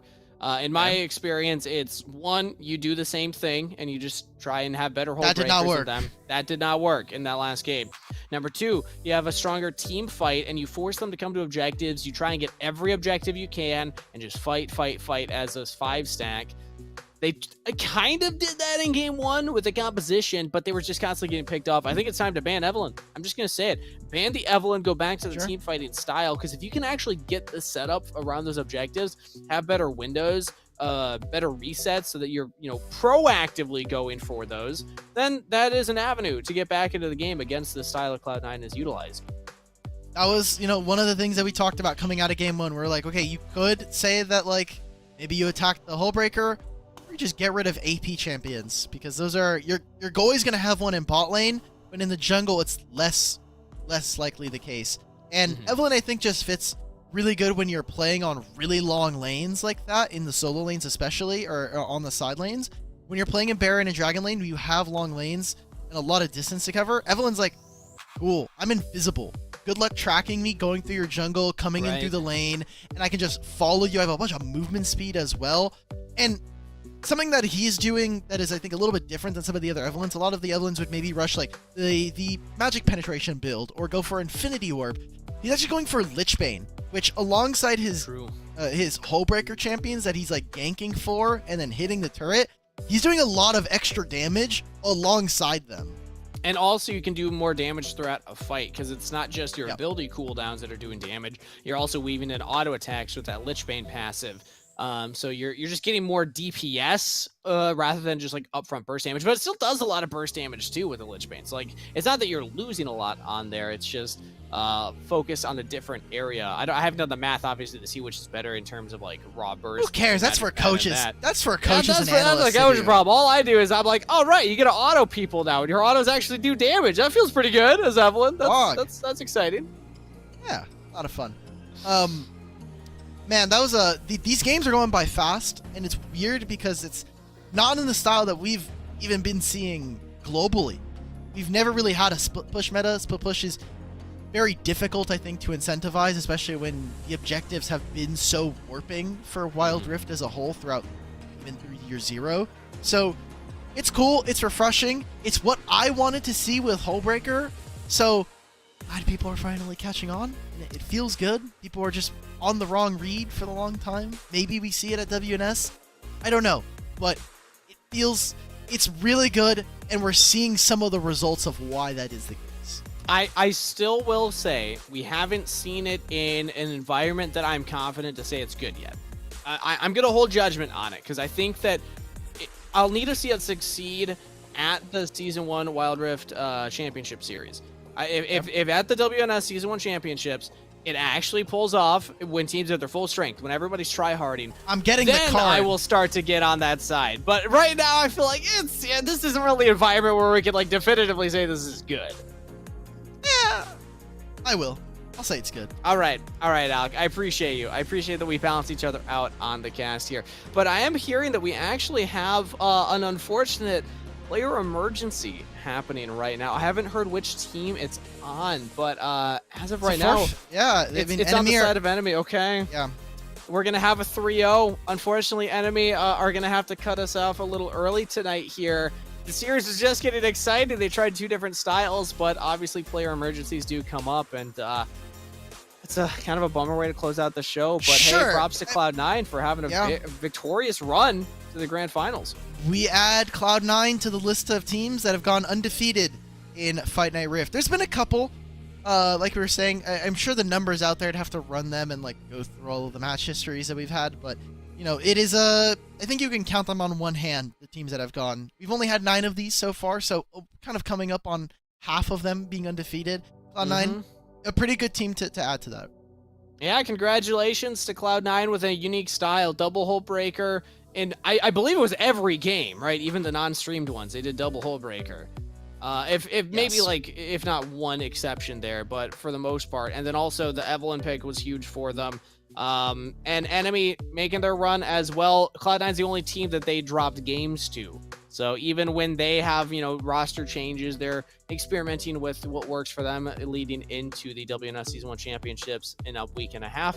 They still had a pretty decent run here. So I'm overall still excited for that lane, because that, of course, is the next big Wild Rift thing coming up, Alk, right? It's like, this is Fight Night Rift, but week and a half, baby, we're going to be live. Yeah, they're going to be all there. They're going to be in Mall of America. They get to play in the mall. I'm excited. It just looks like a cool venue, and if you're interested, it is free seating. It is literally just show up, first come, first serve. If you can make it out to Minnesota, you can make it out over there, you can just come in, hang out, and you will probably see the talent. You will definitely see the players hanging out in some area of the mall, whether that is like a break room that we have, or just like finding a spot, hunkering down, and playing. That should be very exciting. So if you guys want to come out, it is free. So it's one of the few things in esports that is actually free. A lot of these events are typically like you need a ticket. It's like a couple bucks or more. Just show up. Okay.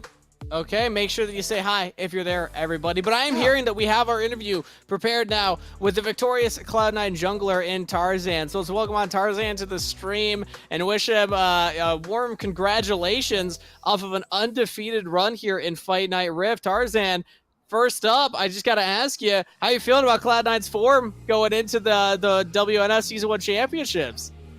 Oh, thank you. We're feeling pretty confident. We've been looking for our style the last few months, honestly, and we've been like rinse and repeat, changing. And I think we finally figured out the best style for our team, and it's been going pretty well. Scrims are pretty good, and I think today we showed what we're capable of in our very flexible drafts. Cool. Flexible is one way to put it. Yeah, flexible was a lot of fun. I know when we were talking with Nano, you had said it there. You guys were trying to find your form, trying to find like what is working for your team, because you guys have tried so many different styles throughout the year. Kind of now coming into the WNS and finishing off Fight Night Rift here, like, is the team? Do you think that this is the strongest the team has been since Year Zero, or do you think that there's more that you guys can show? I think everyone's just a lot more confident. I don't think we really change in terms of micro macro. I think people just start to trust each other. But yeah, this is probably our best version ever in terms of, trust in team and confidence in side laning. That's an important part. And speaking of side laning, the double hole breaker was crazy. But before we talk about that, I gotta say, do I need to have a conversation with Meals or coaches? Because you're the Graves guy. Why does Meals get to play Graves all the time? And you're on Evelyn now. What's up with that? What the hell, man? Let me just tell you, Graves is a quadriflex on our team, so hopefully the regional teams are ready. But yeah. All right, but I do want to hear about the hole breaker as well. Is this just something that you're trying out right now and like kind of testing before bringing it into potential series at the WNS championships, or is this like just what the team thinks is the meta? Basically the other teams are all shitting on us 5v5, so we have to run hole breaker to win. It's the only way. Okay, that is the strategy. Respect. Who cares about 5v5 if I just take your entire base? That's pretty good. Pretty much. Tarzan, I know you have you've got a long history on League PC. You're a fantastic jungler over there. Are you gonna do the same Tarzan stuff here on Wild Rift going into WNS? Are you gonna look to go international and turbo some kids, run them down? I'm pretty sure we're gonna guarantee get top 2 at this point based off our recent scrims. Hopefully, I don't know if other teams will be able to adapt, but not many teams are playing our strat, I think, except maybe Sentinels. So let's just say we have winning records in scrims right now, so it's looking good for C9. Just gonna do my best and get us at least to international. Can't wait to see Cloud9 there.